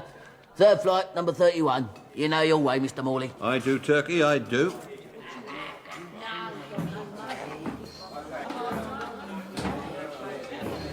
Good day to you, Margaret. And how do you find yourself today? Make it end. Make it Oh, that's fine, Margaret. I'm rejoiced to hear that. end. Make it end. Well now, Constable. Should it not have been the army after all? Mr. Morley, you'll excuse the informality of the present arrangements. Well, as to that, Constable, I've always been of the opinion that a Spartan mode of living may be a very wholesome thing. You are acquainted with Sergeant Dutton, if I recall. I have the honour. I hope to see you well, Sergeant. Oh, for myself, sir, quite well, I thank you. Though I am naturally downcast to see our friend in such a place as this, and the victim of such an injustice as he has suffered. Yes, I confess to much the same emotion, Sergeant. A man must pay his just and lawful debts. True, true. Civilization perishes otherwise. Yes, but what of unjust and unlawful debts? They must be sometimes paid as well. And how do you propose to do so, Constable? Well, I hope to find a way. I've only now been saying to Sergeant Dutton that I shall soon have me old tools and will so be able to work at my trade. You'll need to cooper a deal of barrels to realise those costs. Yes, £300. It's a long road home, but it's the only one I see. Yeah, but on your commissioners, I mean, can they do nothing? I'm convinced that they would, if it were in their power to do so. However, it is not apparently. Although surely they must have some recourse No, to I find it best not to dwell on such hopes. Sergeant, do you think you should be able to secure the timber I need? Oh, I can see no obstacle to that, Constable. My first need, you see, will be to construct a steam cabinet. It's true, I've not much space. Yeah, but money, Constable. Have you money for such things? Look, if not, I'm no capitalist, but I don't... Do not think of it, Mr. Morley. I've managed to save enough in the past so as to be able to secure my needs. Why? And to pay the chummage that allows me this room for myself. Why? With such means, I would have thought you No, could have paid... No, I do not have so much as that, huh? £40 at most. But I shall eat, and soon I shall enjoy an income. Well, at least I trust I shall. Sergeant Dutton, it's extremely fortunate that I find you here. How so, Mr. Morley? And I'd hoped to ask Constable Quinn's assistance in a matter of business. Police business. You may be able to aid me as well. Well, I'm sure we're at your service, Mr. Morley. Indeed so. I have here a list describing certain items of property which I believe have been stolen. My recollection is that the objects, if they indeed are the same, were stolen from a house in your division. Oh, I see. Well, if I may. Small diamond and sapphire tiara, emerald pendant, gold ring set with emerald and diamonds. Yeah. Constable, do you not remember? Yes, I do. They were reported as stolen from a house in Ely Place belonging to a widow. Yeah, Mrs. Abrahams. Now, that was the lady's name, Sergeant, I'd swear to it. But Mr. Morley, is your list a complete one? You recall some other pieces? Oh, I believe I do. It's a brooch, a cameo brooch, a very distinctive one as I recall its description. I may be mistaken, but such a thing sticks in my mind. No, I do not think your memory is playing false at all. Pray be comfortable, gentlemen. I confess I had not anticipated we should be receiving members of two learned professions at this time. I trust you will forgive the liberty of my allowing Mr. Morley to share my appointment with you, gentlemen, but I find he feels the same concern which brings me here.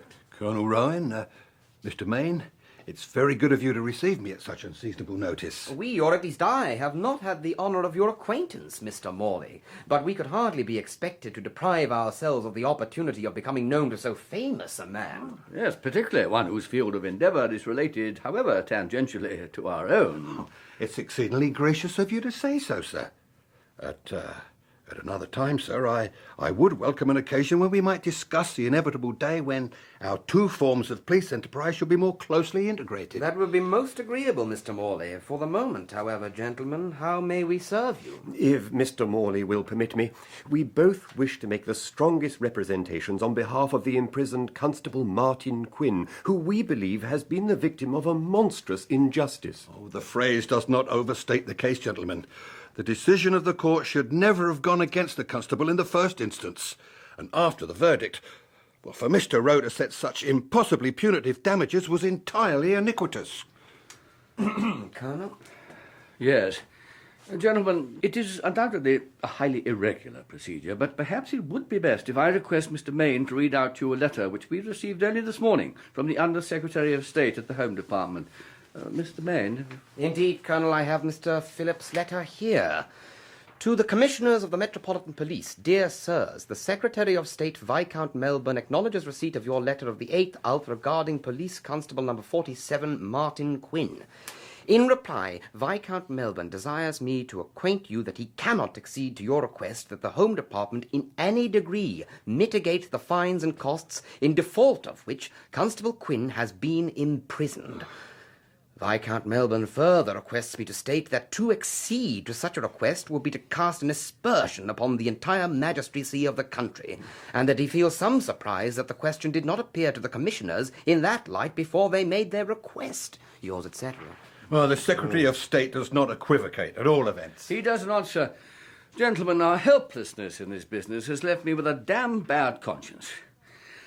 I will not scruple to confess that within the bounds of a proper impartiality, I have watched Martin Quinn's progress in his short police career with a closer interest than I have that of almost any other recruit. He is, by all accounts, very able in his duties. True, Mr. Linton, he is. But that apart, he has also my tacit encouragement as a former comrade in arms. Comrade in arms, Colonel? Yes, Mr. Morley. Constable at one time served in the 52nd Foot, my own regiment. As Corporal Quinn, he served under me at Waterloo. Why, sir, I was aware that Constable Quinn had been a regular soldier, but I had no idea of his regiment. And at Waterloo? Aye. Why, such a time ago he must have been in swaddling clothes. Not at all, Mr. Morley. Quinn, as I recall, would have been fully 15 or 16 years of age at that time. Is that not still a tender age for battle, Colonel? Bless you, sir. I was myself barely 14 when I became an ensign in the 52nd, and I was not the babe of the regiment by any means. Gentlemen, these recollections of Constable Quinn's past must make us doubly despondent as to his present and immediate future. True. I do not doubt that you gentlemen will feel that your interview with us has been a sadly unprofitable one. Indeed not, Colonel. I am sure that Constable Quinn would and will be gratified to know that the Commissioners are unwavering in their personal and professional esteem for him, and in their strong conviction of his complete innocence. If such an assurance affords Constable Quinn any consolation in his ordeal, it is most gladly given. Yes, sir. Martin Quinn stands in need of his friends. But it is not mere sympathy he requires, it is help of another kind. Oh, yes, help of another kind. Miss Staples, are you all right, miss? Yes, Mrs. Gregory. Come in. I've brought you some supper, miss. Is he downstairs? I'm not to speak to you, miss. His orders. I'll put the food here. Oh, you must help me, Mrs. Gregory. You must. But I cannot. There's nothing I can do. If he should find me out, I don't know what... Yes, you are right. It is not fair to... But Mrs. take Gregory, you have your orders. Please, quickly, before he comes, take this. Take it and give it to Mr. Linton. I can't, miss. Please. Oh, thank you, Mrs. Gregory. What's this? Off with you, Mrs. Gregory. I shall bring this dutiful girl her food myself in future. Take the food away. I will starve before I eat or drink again in this house. Downstairs, Mrs. Gregory. Yes, sir. Low, brazen. Will you beat me again? Should I choose, starve yourself wilfully, you who are the slave to your own appetites, and who have never had the will of your own in 24 years? I have a will now because I have an object. Be content. You will never attain it. You will not leave this room until I see you broken back to your duty and obedience to me. Then I shall die in this room. And as to your object, he's done.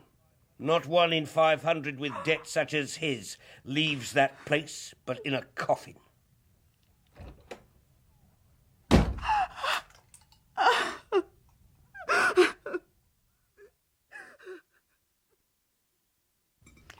He is here in a moment, Edward.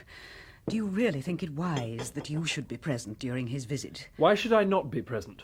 My dear Amelia, am I to be inconvenienced by such a fellow? But he is remarkably... Mr. Morley, ma'am. Good day, Mrs. Gascoigne. Good day, Mr. Morley. I have redeemed my promise to call again. So I see, sir. I regret that your visit does not find me entirely disengaged. Well, I'm sure this gentleman will excuse a brief intrusion upon matters of business. Viscount Troll, allow me to present Mr. Morley. Oh, your servant, my lord. Although we've not been introduced, I had the opportunity of hearing your lordship's testimony in the case of your coachman and Constable Quinn. The renowned Mr. Morley of Bow Street, I believe. Extraordinary. Your reputation precedes you, sir. Indeed, my lord. Most assuredly. Tell me, Mr. Morley, is it, upon my soul, I would not distress your feelings for the world, but is it true that you began life as a coal heaver? Why, yes, my lord. In my early days I did labour upon the Thames barges. How remarkable.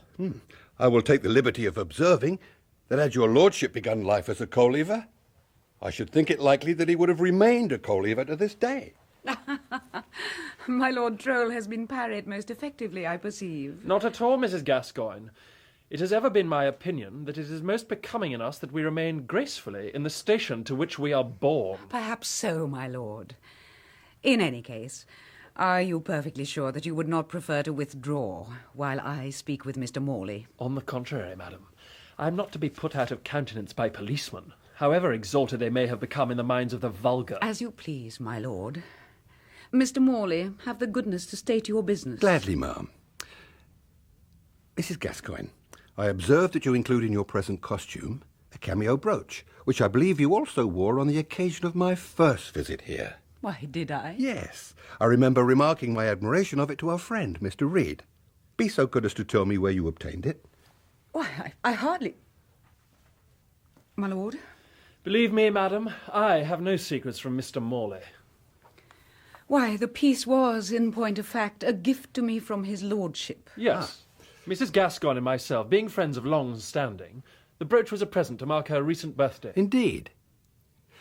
And what will your lordship say when I inform him that I have every reason to believe that the object presently adorning Mrs. Gascoigne's bosom is stolen property? Stolen? Here, shouldn't you be more interested in what goes into them kegs than in the kegs themselves? I would be. Yeah, no doubt you would be, Florrie. Here, don't you want a lap of this? Best Hollands. Yeah, in a while, perhaps, when I've done with this. I don't think you're a natural man, Martin. Indeed I don't. How so, Florrie? You don't want nothing. That ain't natural. Oh, I have my wants, Florrie, just as much as another. Make it end. Make it end. Make it end. Oh, Mr. Peel, what... That was episode 4 of Peeler by Patrick Carroll. Mick Ford was Martin Quinn, with James Booth as Jeremiah Morley, Richard E. Grant as Lord Troll, Elizabeth Bell as Mrs. Gascoigne, and Joanna Myers as Mariah Staples. Peter Jeffrey was Colonel Rowan, and Killian McKenna Richard Mayne. John Staples was played by Ian Lindsay, the Reverend Linton by Timothy Carlton, and Lord Laverton by James Green. Other parts were played by Ronald Herdman, Mark Straker, Timothy Bateson, Susan Sheridan, and Elizabeth Kelly. The singer was Martin Carthy. Peeler was directed by Janet Whittaker. For Mr. Peel's new watchman will be far too strong to fear you.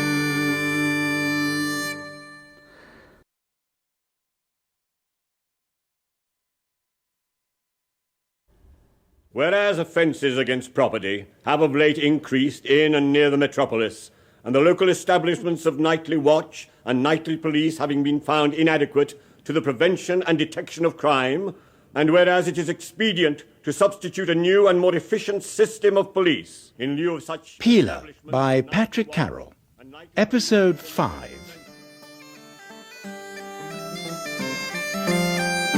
Oh, Mr. Peel, what have you done with your police act so grand, sir? It will be the cause, I have no doubt, of filling Van Diemen's land, sir.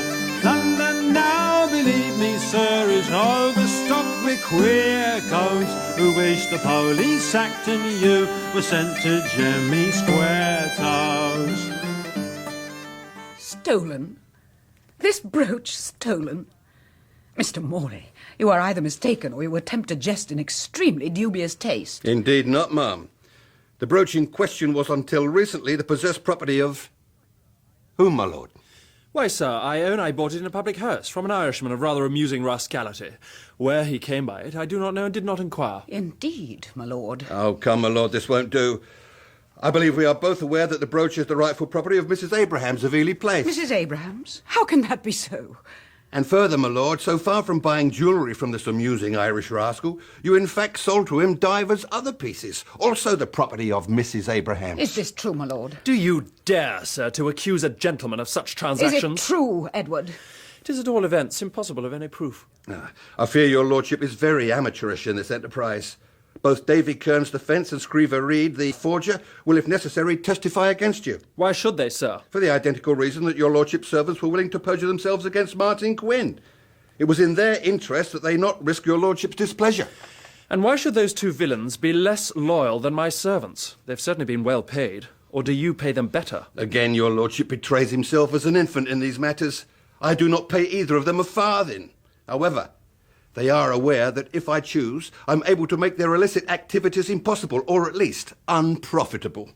Mr. Morley, should what I suspect be true, I shall be happy to bear witness against Lord Troll myself, regardless of the consequences. Have a care, madam. Any inconvenience visited upon me shall be repaid with interest. Regardless of any consequences to myself, Mr. Morley. Mrs. Gascoigne, in order to spare you the ordeal of a detailed interrogation, I will outline what I suspect to be the sequence of events which concerns us all here. A highly entertaining prospect, Mr. Morley. Having seen the letters forged by Scriver Reed and addressed from his lordship to Mrs. Abrahams, I have deduced that Mrs. Abrahams visited this house on a number of occasions in connection with the services which you, ma'am, have informed me that you offered here to certain respectable ladies. Quite correct, Mr. Morley.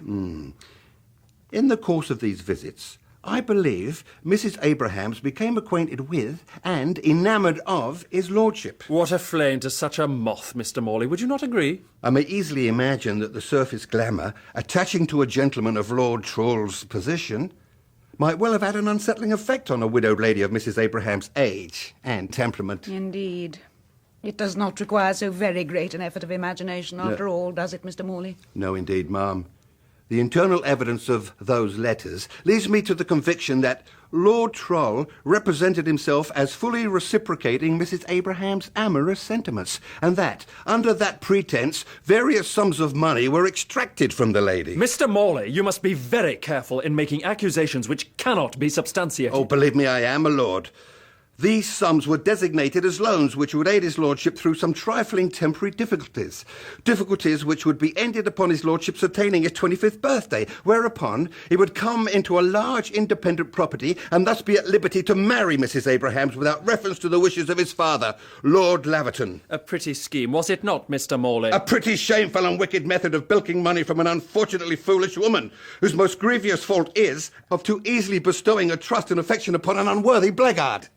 A fault, to my bitterest regret, upon which Mrs. Abrahams holds no monopoly. Do not be a hypocrite, Amelia. Who instigated such a plan in the first instance? I deny nothing. But I may easily perceive that I have been most foolishly blind to your lordship's refinements of the original scheme. Shall I continue, ma'am? By all means, Mr. Morley. There would also have been, of course, Mrs. Abraham's letters to his lordship.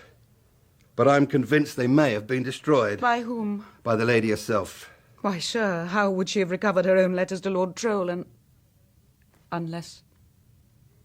I begin to understand. Yes, ma'am.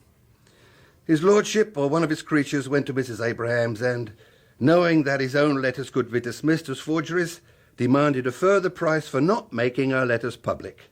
A course that must have irredeemably compromised the lady. Prove it, sir, prove it, or I shall demand the satisfaction my honour requires. And do not be... Be still, my lord. A fool may see that Mr. Morley would thrash you senseless without troubling to remove his coat. Mr. Morley, can you provide proofs of what you say? Sufficient to satisfy myself, ma'am.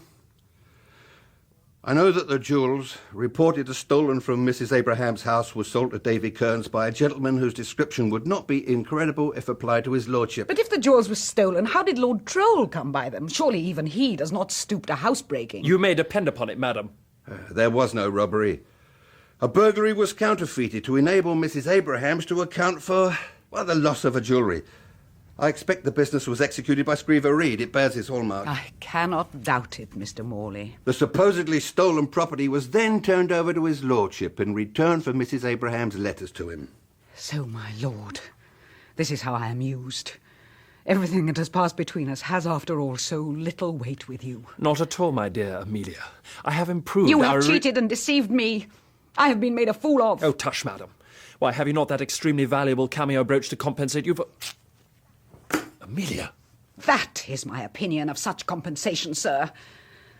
I repeat, Mr. Morley, you may depend upon my full cooperation in any proceeding which will bring his lordship's infamous villainy home to him. Hold, madam.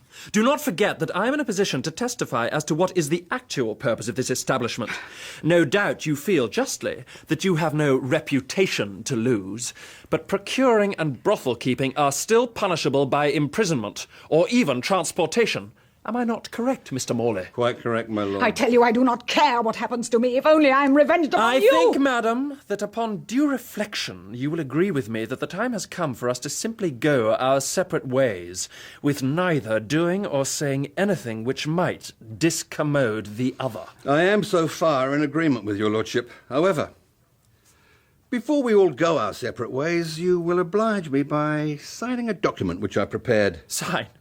Indeed, I shall sign nothing, sir. You will, my lord. If you do not, the fashionable intelligence will shortly be aware that a certain young nobleman is to appear before the bar of the House of Lords upon charges of robbery, forgery, blackmail, and perjury.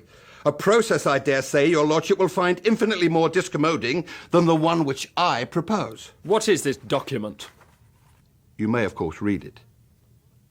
You will find it to be a full account of what has concerned us here today.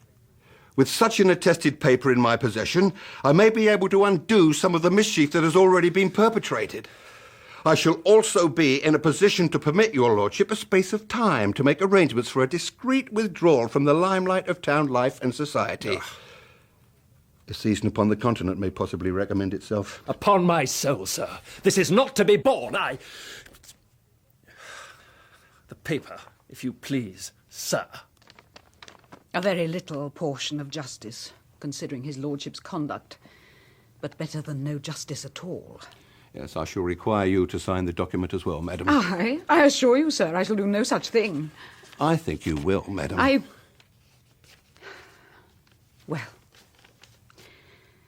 Well, when his lordship is quite finished. Don't be fretty, young man. You may sit down by a crippled man and come to no harm yourself. I will sit a while, thank you, sir. Tired out, are you, then? A little, yeah. Why, only being in this place is drudgery enough.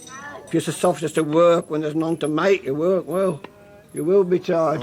And have you seen me working? I have. Well, the jail peeler has made a little cooperage in his own room. I find it better than being idle. Not so good as being free. Not so good as that, eh? No, not so good as that. Look up above that dirty wall. Look at that sky. With them cushioning clouds and the sun we've hardly seen these 3 months past. Why, what would you do on such a day? Well, if I had my liberty, do you mean? Oh, your liberty. And the use of all your limbs. Yeah.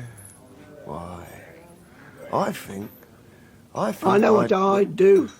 I'd walk out in the fields beyond the hybrid barn.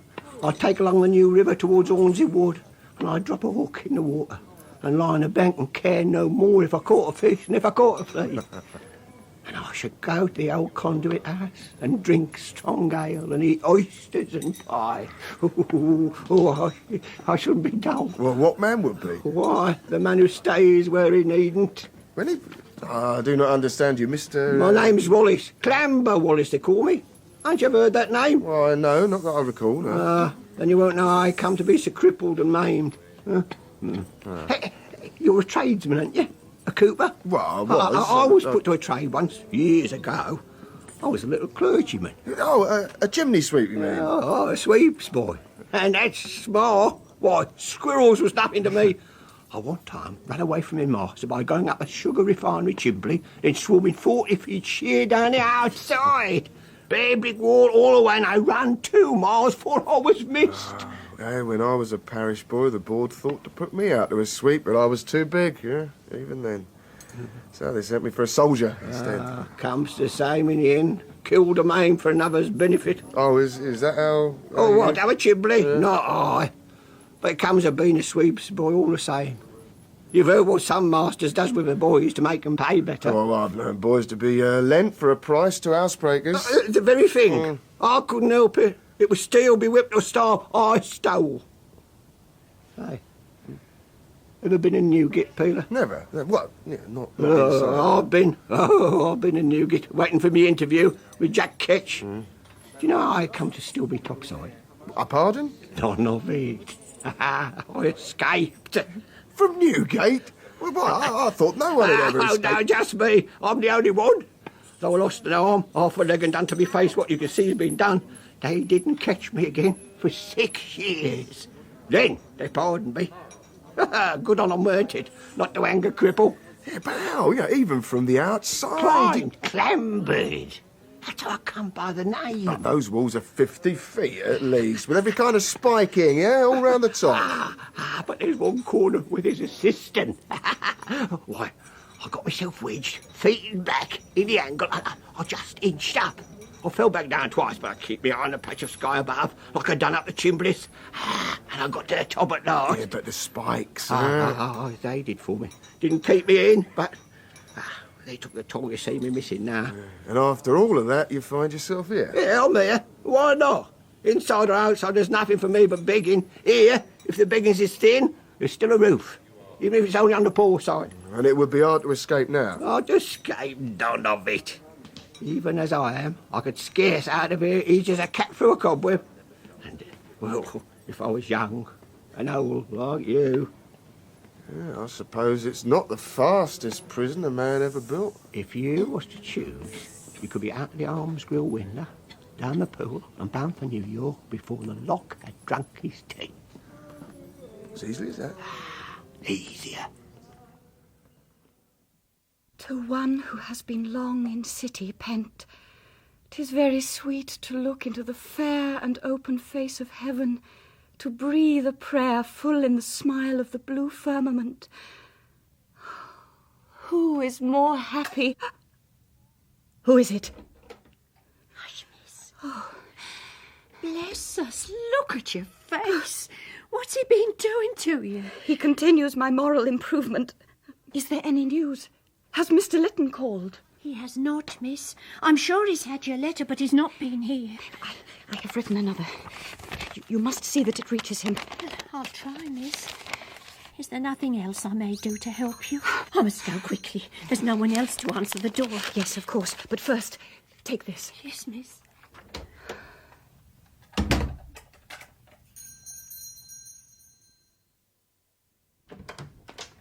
Mr. Linton. Good afternoon, sir. Good afternoon, Mrs. Gregory. Is your master at home? Why, he is, It is sir. vital that I speak with him. Yes, sir. Walk in. Mr. Staples. Mr. Staples, sir. Wake up. What the blazes do you want here, curate? If Mrs. Gregory will excuse us... Yes, back to your kitchen.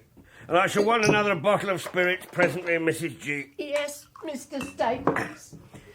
Now, curate, what brings you here? You haven't been to my house in a long while now. Mind, that's no distress to me. I have recently received a most shocking communication from Miss Staples. What? Has that jade been smuggling letters out of this house? I see that what I feared is true. I'll take the blood out of her for it. And that cag maggerish old scarecrow of a housekeeper for helping her.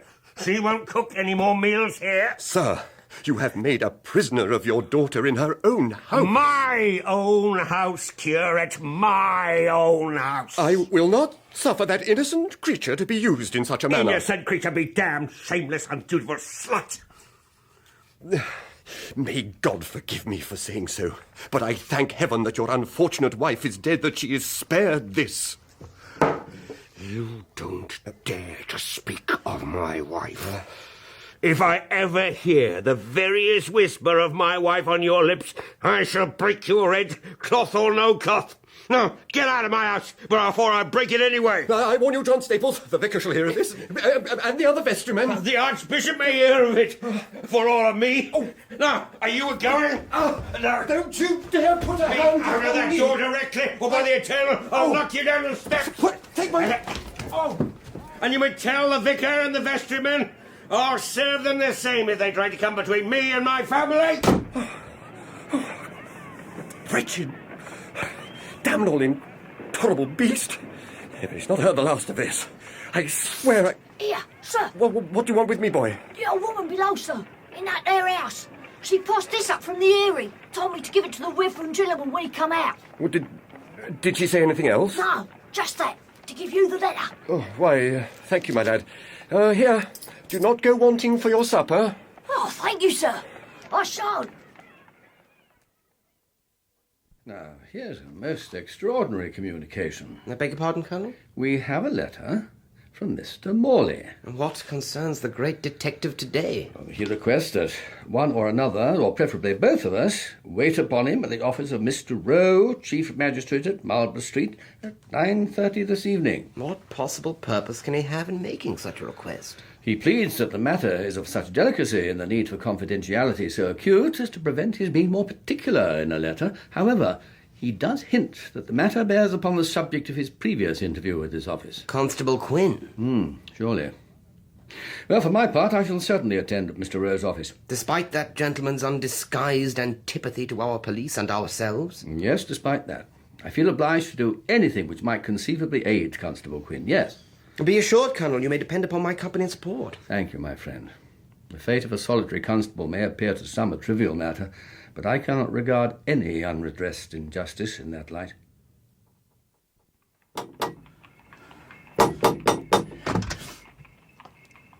Yes? Kindly inform Lord Troll that Mr. Reed is called and wishes to speak with him on a matter of great importance. His lordship is not at home at the present moment. Ain't he? And when might I expect to find him at home? I could not undertake to say. His lordship departed for Dover within the past hour. What? Having expressed his intention of crossing to Calais by the first available packet. But Calais? He can't have left me to... It can't mean that I...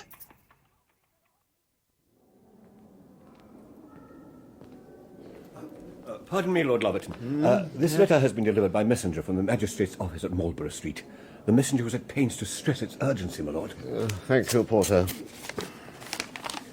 My lord, I trust that you will excuse me the liberty of addressing you with the most urgent request that your lordship find it convenient to call to my office here at Marlborough Street tonight at 9:30.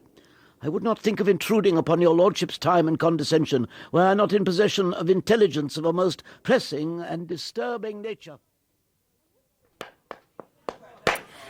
And wouldn't you like to escape and go off to America? Oh, I'm content enough here. Or, no, I don't mean here, but here in England. Besides, it would mean a long sea voyage and ships and I don't agree too well. At least we didn't when I was young. Oh, I dream of it sometimes. Not of America itself. Not of them horrible wild animals and beastly red heathens, I mean. But of leaving all my life behind. Why don't you? How could I? Even if I was ever to get out of this place, how would I pay the passage and keep myself? Well, aren't there folk, societies and such like that help people wanting to emigrate? Oh, them, I know them, with their black gowns and long faces like grim death. They mean well, surely.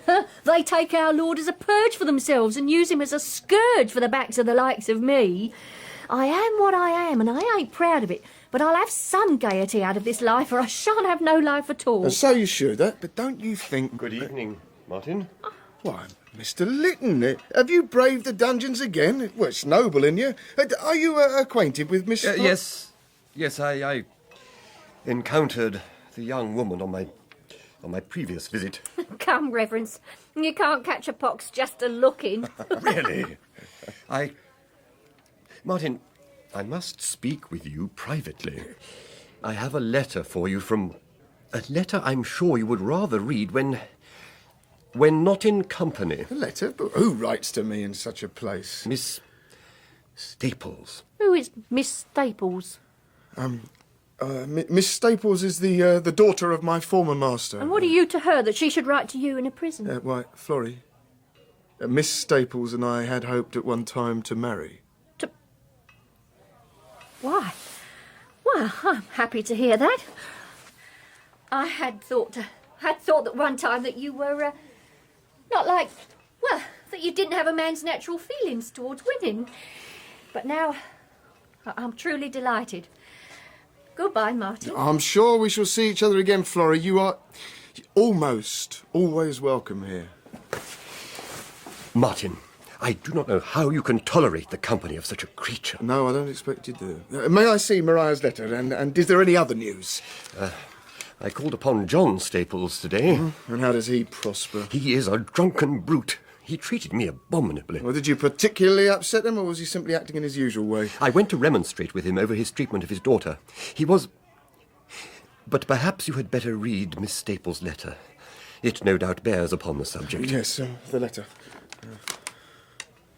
My dearest Martin, it has become clear to me in my hours of solitude that existence without my heart's desire is not to be borne.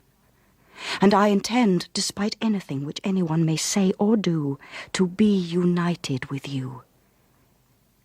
I have set upon one infallible way of escaping my father's house and influence, and having followed that way, it will be, for me at least, a very short while until I am joined for all eternity with he who is already the husband of my soul. Until that hour, I am, believe me, your most sanguine and loving Mariah. Lord Laverton to see you, Mr. Rowe. Mr. Rowe, I have received your Mr. Rowe, I assume that you desired a confidential interview. Who are these other gentlemen? My apologies, my lord. Allow me to make you acquainted with Colonel Rowan. Your servant, my lord. Mr. Maine. Honoured, my lord. And Mr. Morley. Mr. Morley of Bow Street. Also your servant, my lord. I confess myself to be at a loss to comprehend what my presence might possibly add to such a distinguished assemblage. Mr. Morley, as it is by your request that we're gathered here, perhaps you'll be good enough to explain your purpose. Most certainly, Mr. Rowe. Lord Laverton, I must take the liberty of informing you that your son and heir is an ignoble scoundrel. How dare you, sir? My son may have his faults, An ignoble scoundrel, my lord, utterly unworthy of his father's affection and patronage. If Lord Troll were to be presented with the alternatives of having the contents of this document made broadcast, or using a pistol to make an end of himself, he would, if he retained a scintilla of honourable feeling, choose the pistol. You're very dramatic, Mr. Morley. The circumstances appear to me to warrant such emphasis, Colonel Rowan. We are, after all, concerned first and foremost with ameliorating the black injustice presently being suffered by Constable Martin Quinn. Quinn? You mean the constable who appeared before me last... what has he to do with this business? Directly, very little. Indirectly, everything. Pray proceed, Mr. Morley. I assure you that you have at least my full attention. Thank you, sir. Mr. Rowe. As you have observed, Constable Quinn appeared before you some months ago and was found against as a direct result of the perjured testimony of Lord Troll and his servants. How do you establish that remarkable assertion, Mr. I Morley? established it by adducing a signed deposition to the effect. And if any of you gentlemen doubt it, read this document and note the signatures at the bottom, one of which I am sure will be familiar to Lord Laverton at least. How do we know this paper is genuine? Or by what means it was acquired? It may, for all we know... Peace, Mr. Rowe. I perceive that there is no profit in pretence. My lord? Gentlemen, I am most abjectly ashamed to admit that Mr. Rowe and myself have been aware of my son's perjury for some days past.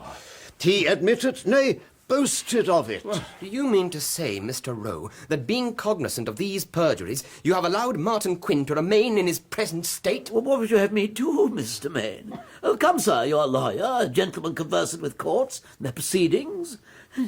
Gentlemen, was I to undermine the public confidence in our British justice by trumpeting an entirely understandable error committed in an entirely unimportant case? Unimportant case? Yeah.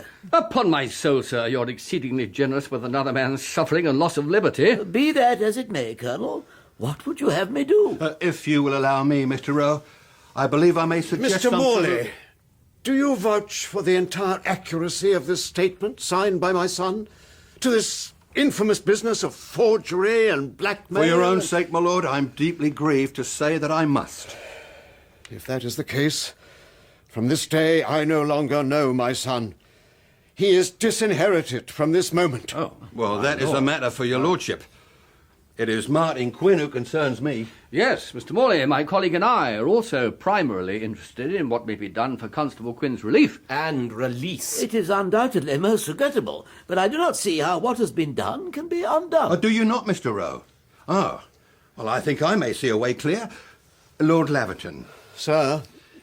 It is true, is it not, that the present ministry of Lord Grey, of which you are so prominent a supporter, is shortly to introduce a measure for comprehensive parliamentary reform? That is true, sir. I cannot doubt that should the document you hold in your hand become public, the prospects for the passage of any reform measure sponsored by your lordship's party would not be enhanced.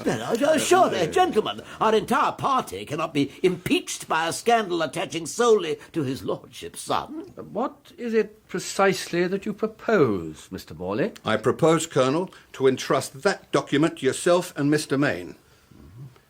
Gentlemen, if a method can be devised whereby Constable Quinn's liabilities might be discharged and his professional character vindicated, then I am sure that the Commissioners will be entirely willing to exercise their own discretion when considering whether to bring the document to the attention of the Lord Chancellor. The Lord Chancellor? Or in advising Constable Quinn as to the wisdom of its use, should he be inclined to bring a private action against Lord Troll. Well, indeed, Mr. Morley, I'm sure that Mr. Main and I desire only that justice be done to Constable Quinn. We are in no wise anxious for the unnecessary embarrassment of innocent parties. One would expect no less of you and your distinguished colleague, Colonel.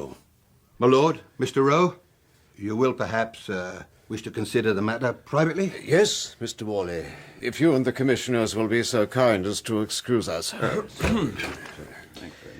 In parting, I may assure you of my opinion that the course you tacitly suggest is entirely practicable, insofar as I may make it so. I am happy to hear you say so, my lord.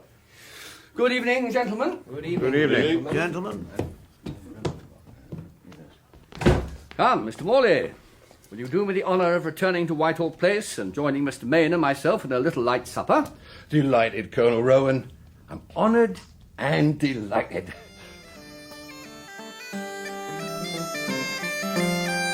That was episode 5 of Peeler by Patrick Carroll, with Mick Ford as Martin Quinn, James Booth as Jeremiah Morley, Richard E. Grant as Lord Troll, Elizabeth Bell as Mrs. Gascoigne, and Joanna Myers as Mariah Staples.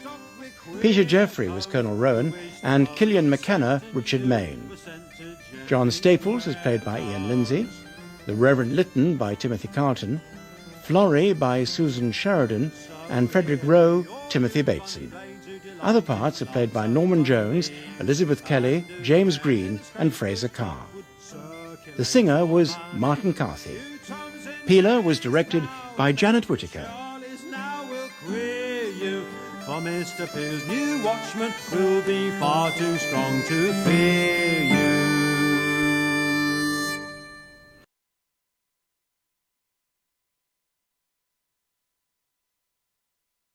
Whereas offences against property have of late increased in and near the metropolis, and the local establishments of nightly watch and nightly police having been found inadequate to the prevention and detection of crime, and whereas it is expedient to substitute a new and more efficient system of police in lieu of such... Peeler by Patrick Carroll. Episode 6. Oh, Mr. Peel, what have you done with your police act so grand, sir? It will be the cause, I have no doubt, of filling Van Diemen's land, sir. London Now believe me, sir, is overstocked with queer codes who wish the police sacked and you were sent to Jemmy Square Toes. So, girl, Mrs. Gregory has said that you beg to see me. I do, Father. Upon what subject? Not that there can be but one subject between us at present. Indeed, I am aware of it, Father. And I wish to tell you, at last, that I have been so blessed as to see now how grievously I have offended against you. That would be a blessing indeed. If it were true. I pledge that it is, Father. I have been given to realise that my demeanour towards you has been most abominable and hateful. So it has. And that realisation has made me 1,000 times more wretched than ever my fancied grievances did. And what will you do in this enlightened state? I will most humbly petition for my father's forgiveness and for God's. And then? I shall strive never to be so wicked as to oppose you in any way, in the hope that you may some day again come to love and regard me as your most dutiful and obedient daughter. And Martin Quinn in his just prison, what of him? I promise I shall never willingly see him for as long as I live. Swear it. On your knees. I swear it, Father. I swear it upon my mother's memory. Get up, Mariah. You may come down and take your place at my table. Thank you, Father. You remain on probation, mind. You will see that I am truly sincere in my present feelings. It will be best for you that you are, if you are not. Come. Let us go down. Yes, Father. Ah, Mr. Morley, sir. Good evening. Good evening to you, Mr. Evans. I hope I see you well. Never better, sir. We do not have the honour of your presence so often as we could wish. We must make the best of it. Very hospitable, Mr. Evans, very. Well, a good attendance this evening. Why, so it is, Mr. Morley. We generally do well when our friend Mr. Butler takes the chair. Mr. Evans, as our host, be acquainted with Mr. Dutton and Mr. Quinn. I have, of course, had the pleasure of seeing both of the gentlemen before, wearing naturally the uniforms which designate them in their professional capacities. It is an honour, therefore, to welcome you in your private character. Oh, a pleasure, Mr. Evans, you may be sure. Indeed, Mr. Evans. We're enjoying a dispensation from uniforms and duties tonight in most agreeable circumstances. Happy, I'm sure, to bring our modest celebration to your excellent house. If you will walk this way, gentlemen, I have a table prepared for your private use. Rob, look smart now. See to these gentlemen as your particular charge. Mr. Evans!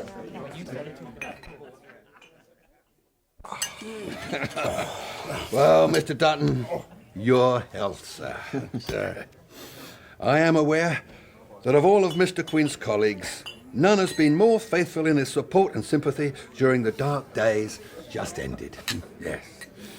Allow me to return thanks, Mr. Morley, and to assure you that I have only acted out of the united feeling of our entire division. I am sure that knowledge has been a great consolation to Mr. Quinn in his ordeal. You're right, Mr. Morley. Bad times show good friends. Yes. Oh, there's justice in that. I cannot deny that in the past Mr. Quinn and I have had those conflicts as will arise between the commanding and the commanded, and some other differences as well. Novels in the coattail, eh? And reform views, yes, Mr. Dutton? Just so. Indeed. Mr. Quinn has had ways and ideas I've thought unseemly in a police constable. Not in keeping, was my opinion. But we can't all be constituted the same way, and I've never had a lasting word to say against Martin Quinn, as a man or as a constable. No, nor as anyone else as I'm aware of, and I don't scruple to say so. Mr. Dutton, you're too kind. Hush, Mr. Quinn, hush. The sergeant, I call him so merely to give his words the weight of his rank, says nothing of you not attested by the commissioners themselves. You do get on exceedingly well with Colonel Rowan and Mr. Main, considering the short span of your acquaintance. Why, I must own that we have found ourselves of one mind in things in general in our few meetings. Remarkable gentlemen both. Colonel Rowan in particular. Come the truth, Mr. Morley, how did you do it? Do it? I fail to understand you, Mr. Quinn.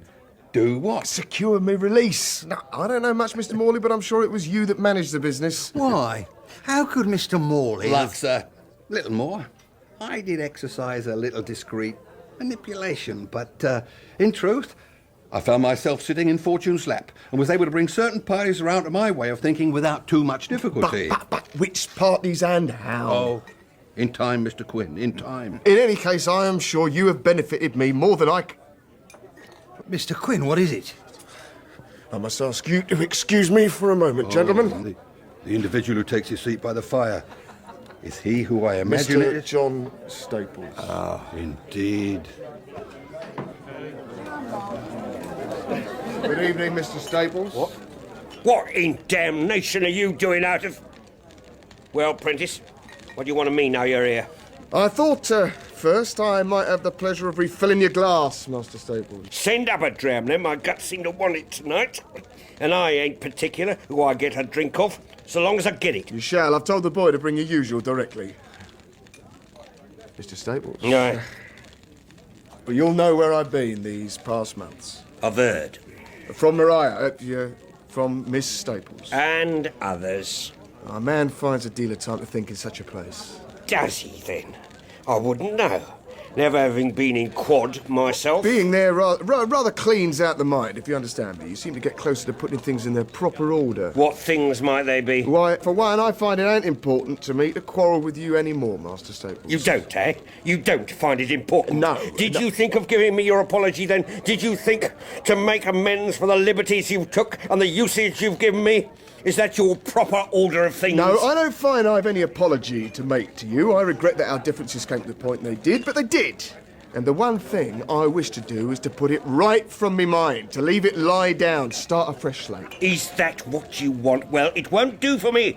I ain't a forgetting sort of man, nor yet a forgiving one. No, I can't say as I ever supposed you were, but... Come, there's something behind this. You want something of me. I can see it. Only to mend our differences, or at least... Mr. Staples, a few days ago I received a letter from your daughter. Did you, though? She's a great one for correspondence, is Mariah. Though I think she'll be having less of it in future. As I don't need to remind you, sir, your daughter and I have desired for several years past to be married. In the letter I speak of, Miss Staples does me the honour of asserting her determination that we shall be so united, regardless of any opposition. Does she indeed? Yes. Now, it would be much more agreeable to us both, I'm sure, if you should approve or at least not oppose our union. Now, that is why I have spoken to you as I have tonight. But approval or no, we shall be married. You won't. How are we to be prevented, huh? Not by coercion, physical or... No. Not by coercion, I promise you. I will not suffer any Coercion be damned. You shall not be separated from my daughter by any force, but by her own choice and inclination. Her choice? But I know her inclination is all in favour of... I know it. Do you? Well, I know better. So you wish to mend your quarrel with me tonight? I did. Well, you failed. You are still my enemy and shall remain so till one or both of us is dead. But I did mend another quarrel today.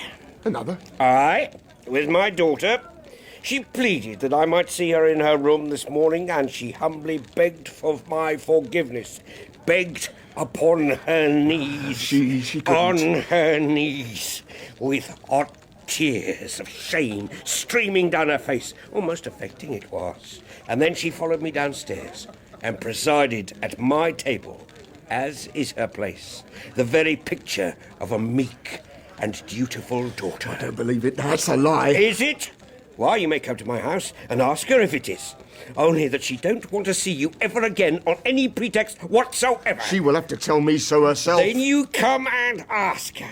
But ask her from the street, for if you ever set a foot over my doorstep, I'll put a ball between your eyes. You threatened to shoot a police officer. Oh, don't come that gammon. There's no policeman between the two of us. Prime your pistol then, for I shall be at your doorstep at 9 o'clock tomorrow morning. I wish you good night. Good night, Prentice. Thank you for my liquor.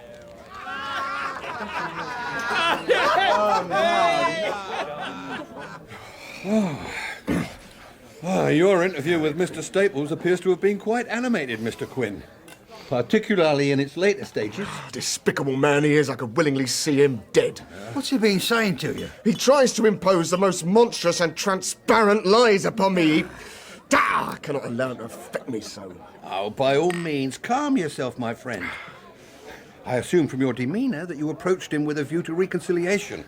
I take it he did not receive you in like spirit. No, he did not. He swore he'd be my enemy to the grave, and then he had the rank audacity to try and make me believe that Mariah had changed her heart and now wants nothing further to do with me. Well, could such a thing not be possible? How can I believe it when I carry a letter in my pocket pledging her affection and faithfulness for eternity? Oh, it's clear, surely, that your former master merely wishes to torment you. Yes, you must not become so inflamed if you know him to be lying. And surely, again, the thing is easily put to the test. It is, and I've told him I shall be at his door tomorrow morning. And if, as I suspect, all he has told me tonight is a lie, Mariah shall come away with me and we shall be married at once. I should think Inspector Beale may have a word to say about that. If I marry in defiance of my bride's father, I shan't be too anxious as to anyone else's opinion. Now, gentlemen, has everything been to your satisfaction? Oh, entirely, Mr. Evans. The saddle was most excellent. Ah, the very best Welsh mutton, you see. And really, not much left, as you may see. No. A fine joint, eh, Mr. Quinn? Oh, yeah, very, yes. These gentlemen are aware, Mr. Evans, that I have been rather on Linton rations of late. It's put me in a proper heart to give ample justice to your hospitality. Thank you, sir. You have done so and more.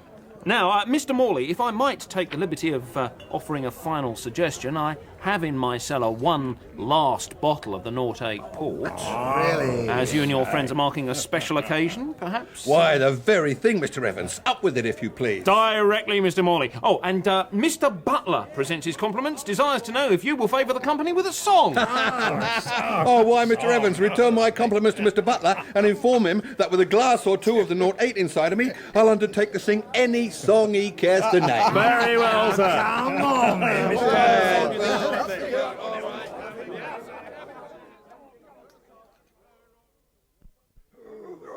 Come, Mr. Dutton. Is your head quite clear yet? Oh, quite clear enough. Thank you, Mr. Morley. Are we leaving? Oh, yes, Mr. Dutton. Our host will want to be in bed before daylight. You're right, it's gone midnight, eh? We don't wish to overstay... Mr. Evans, sir. What is it, Rob? Mr. Staples, sir. He's Drunk, as usual. I declare I don't know why I allow him to use this house. Come, Mr. Staples. You must stir yourself, sir. You can't sleep. What? Mr. Evans, sir, what's wrong with him? Mr. Morley. Mr. Morley, step over for a moment. Oh, certainly, Mr. Evans. There's not a doubt of it. Dead as Mr. Pitt. But how? Why, not an hour ago he was Look talking for yourself, to Constable. gentlemen. An hour ago I almost wished him dead. Yes, you did, Mr. Quinn. Yeah. Sergeant Dutton, does Mr. Tuke, the surgeon, still act as coroner for this district? Yes, sir, he does. Be so good as to step round and alert him. It will not be a good policy to move Mr. Staples until an expert, another expert has seen him. Mr. Morley, you don't suggest that anything unnatural has happened to him? I don't suggest it, Constable Quinn. I'm convinced of it. What is your opinion, Mr. Tuke? There can be but one opinion, Mr. Morley. Poison. From the disposition of the corpse, I should guess antimony. That, of course, must remain a supposition until an autopsy can be performed. Just so. Although I'm quite convinced that you are correct, sir. You are very soon upon the scene of this tragedy, Mr. Morley. I may take no professional credit for that, Mr. Tuke. I chanced to be here in a purely private capacity this evening. Yeah, fortunate coincidence. Yes, I took supper here with my friends, Constable Quinn and Sergeant Dutton. Are these men police officers? Yes, sir. You are, I believe, acquainted with my superior, Inspector Beale. And at least I was well acquainted with the late Mr. Staples. Were you? Perhaps you will then be able to hazard a guess as to why the unfortunate man should have taken poison. Oh, no, I could not. In truth, Mr. Tuke, the notion of John Staples making away with himself is completely outside his character, as I knew it. In that case, you will perhaps need to look further afield. Eh, Mr. Morley? Could he have taken such poison accidentally, Mr. Tuke? What was Mr. Staples' trade? He was a master cooper. Had he been a tanner or a cloth dyer, there would be a remote contingency, but a cooper? No, impossible. Such a dose as would kill a man must have been taken or administered deliberately. But where and by whom? Well, it can't have been here, sir. I served Mr. Staples' spirits myself all the evening. You did? Why, yes, I did, but I didn't compose yourself, Rob. Now, tell me, did Mr. Staples partake of any company this evening? No, sir. He hasn't been much in company at all of late. He hasn't been over-popular with the other gentlemen for some time past. I saw him in conversation with only one other tonight, and that was your friend, I should say, Constable Quinn. Well, yes, that's true enough. And you know, Mr. Morley, that our conversation was not a friendly one. Well, I can't pretend that it was. Yes, well, no doubt all these points will emerge at the coroner's inquest. I'm sure there will be an inquest, will there not, Mr. Morley? No doubt of it at all, Mr. Tuke. Of course, Martin. How could I refuse to accompany you on such an errand, dreadful as it is? Thank you, Mr. Linton. I honestly cannot predict what Miss Staples' reaction will be, but I feel the need of support from another of her friends, and your office may also be Just needed. so. I understand entirely. Do you propose to call now at this unseasonable hour, or to wait until morning? I strongly suggest that we wait upon Miss Staples without delay, sir. Will it make a great difference to her, do you think? I cannot speak as to that, Mr. Quinn, but it may make a great deal of difference to others. To others? Well, by all means, let us go then. Yeah, I shall be with you directly. I am properly attired.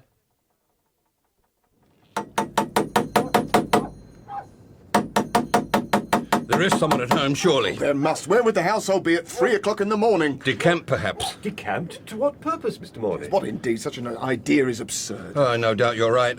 Try the door again, Mr. Quinn. Oh, Mrs. Gregory, where are you? The poor woman must be getting deaf as a post. There's a light. Mrs. Gregory! Mariah! It is Martin Quinn at the door! I must come in! Blessings upon us, Mr. Quinn. What are you doing here? And at such an hour? Do not distress yourself, Mrs. Gregory. Is Mariah at home? Well, I have news for her. What is it? What's happened? Your master has not come home tonight, I believe, Mrs. Gregory. Well, I did not hear him, surely, sir, but I sleep away at the top of the house. I fear he will not be coming home again, ma'am. He is dead, Mrs. Gregory, at the Saracen's Head, not 3 hours ago. Oh, but how? Well, we think... That's not entirely clear, ma'am. He was taken at first to be in a drunken stupor at the end of the evening. Closer examination, however, revealed him to have expired. Oh, what a dreadful thing. Not, may God forgive me, that I shall mourn him for very long. I'm sure he will forgive you if you pray for his mercy. Mrs. Gregory, is Miss Staples at home? Well, she is at home, but she's been retired to her bedroom these 4 hours Ma'am, past. I must request you take us to Miss Staples' room directly. Oh, yes, sir.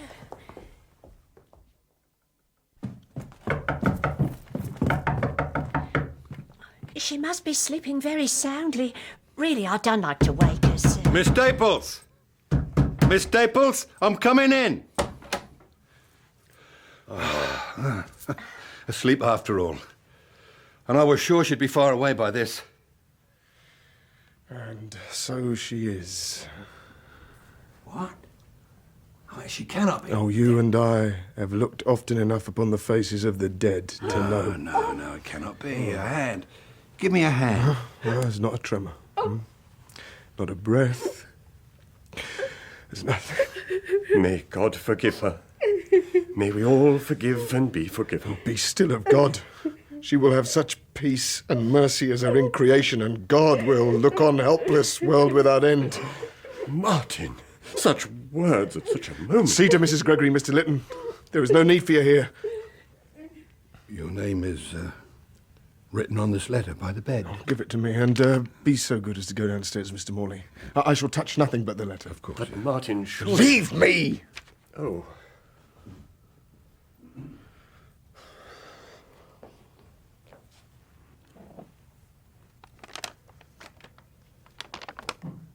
My eternally dearest Martin, all prison walls must crumble in time. All jailers must eventually pass away. In these last few moments before the final liberation, my mind, for so long clouded and numbed, has cleared and wakened. I see now that my chosen means of escape is not only the best and truest path for myself, but also renders the kindest justice to others. That he who has been my prison master should find his release from a life that must have become miserable to him through my hand is, at last, the most filial offering I could have made him. But it is to you, my darling Martin, that I offer the great boon of my disappearance from among the gloomy lights of this world. Can one so unfitted as I know myself to be for both felicity and misery hope to make another happy in this world? I fear it could not be so. I must look forward to another sphere in which we may yet be together, and where I may have become worthier of my beloved.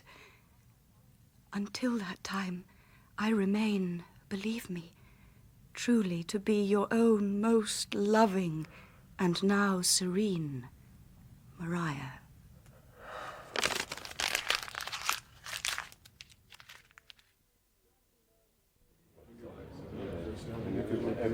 Gentlemen, if you please. Foreman, has the jury reached its verdicts? We have, sir. May we hear them, if you please? Yes, sir. We, the jury, called by the coroner of this district to inquire into the deaths of John George Staples, Master Cooper of Northampton Square, Clerkenwell, and of Mariah Caroline Staples, spinster of the same address, after considering the evidence placed before us, find that John Staples met his death as the direct result of a large dose of the poison antimony, administered by his daughter Mariah Staples, while the balance of her mind was disturbed, and thus return a verdict upon him of unlawful killing. We find that Mariah Staples died from the identical cause, having taken the poison of antimony in a dose large enough to have killed her, and we thus return a verdict of self-destruction. Thank you, gentlemen. Your verdicts will be recorded and passed to the appropriate authority. You're excused with the coroner's thanks, which we also extend to Mr. Evans, landlord of the Saracen's Head Tavern, for the use of his premises during this inquest. The inquest is hereby adjourned.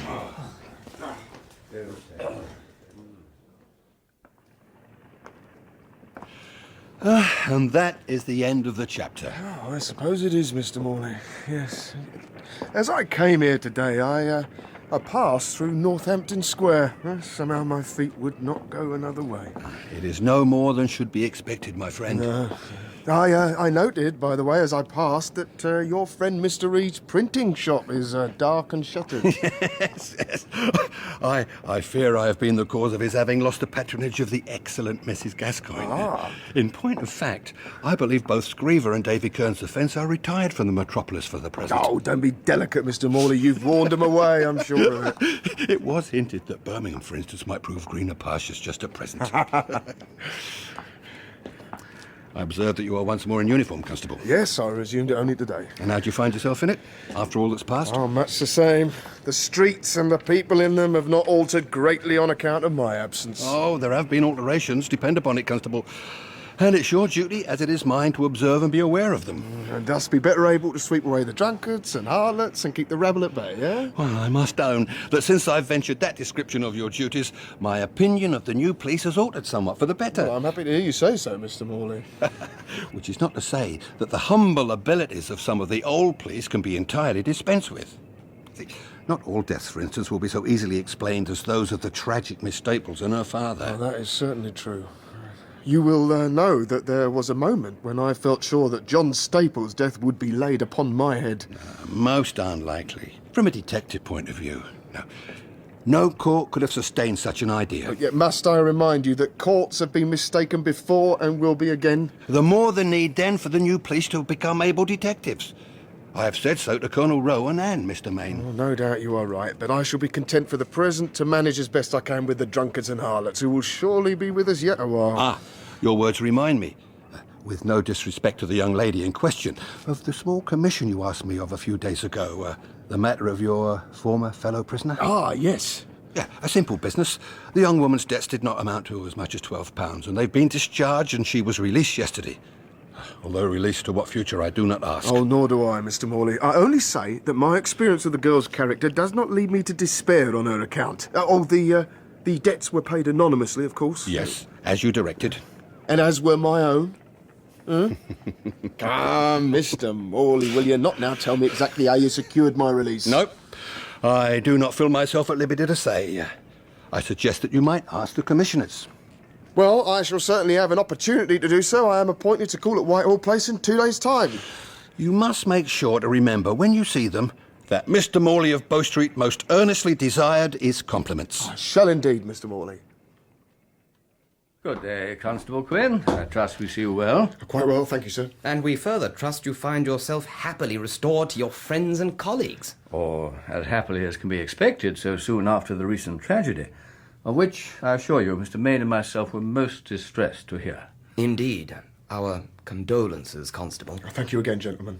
If I do not intrude, Constable, you had, I believe, known the young lady and her father for some little time. 12 years, sir. 12 years. If it's not inconvenient, may I request permission to ask the Commissioners a question? Of course, Quinn. I should say that I spoke with Mr. Morley the other day. He begs me, I must add, to present his best compliments to you both, gentlemen. Very kind, I'm sure. Now, sirs, I know that somehow he was instrumental in my being released out of prison, but he refuses to say exactly how he managed it. He did say, however, that I might inquire it of the Commissioners. Blackmail, Quinn, that's how he managed it. Bold, benevolent blackmail. Blackmail? I don't understand, sir. Mr. Morley learned, by means of his own individual methods, that Lord Troll, in concert with Mrs. Gascoigne and a man he calls Peter the Scriver, were engaged in some pretty precious villainy in relation to a certain widowed lady. Mr. Morley brought their activities home to them, and, under threat of public disclosure, forced Lord Troll to admit that he and his servants had perjured themselves against you. And with that admission in his hands, the ingenious gentleman from Bow Street induced two interested parties, whom we must forbear to name, to mitigate your debts and expunge the verdict against you. It was all done with the nicest tact and sagacity. Oh, I see. Well, at least thank you, gentlemen. I'm happy to know that my feelings of gratitude toward Mr. Morley have a sound basis. You may be assured of that. But now, to our present business. Martin Quinn, my duty constrains me to observe that you are no longer to be permitted to wear your present uniform. Why not, sir? Because it is no longer proper for you to do so. But I must beg the Commissioners to inform me in what way I have disqualified myself from wearing my uniform. You are disqualified by virtue of the fact that, following the most earnest recommendations of your superiors, and at the express order of the Secretary of State for the Home Department, you are hereby stripped of the office of Metropolitan Police Constable and are promoted to the rank of Sergeant. Sergeant? My congratulations, Sergeant Quinn. Sergeant Quinn, you carry, as I do myself, a wound suffered in the final battle against Bonaparte. Yes, sir. Despite that wound, you would, had it been necessary, have continued in your duty. Why, I hope I would, sir. Yeah. You have, in a sense, been more grievously wounded in your present service than ever you were by the French. Are you full-heartedly willing, despite that, to continue your service to your fellow countrymen? I hope I am, Colonel. I feel I am. Excellent. Your excuse, Sergeant. Carry on with your duties. Yes, Colonel Rowan.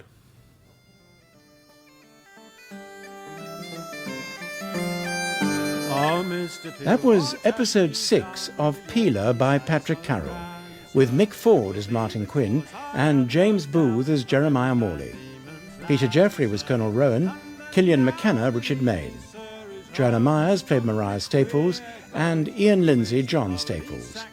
Ronald Herdman was Sergeant Dutton, Richard Pearce Mr. Yardley, and Timothy Carton Reverend Linton. Other parts are played by Alan Barker, Mark Straker, and Elizabeth Kelly. The singer was Martin Carthy. Peeler was directed by Janet Whittaker. You Toms and Jerrys now lament that Charlies now will queer you. For Mr. Peel's new watchman will be far too strong to fear you.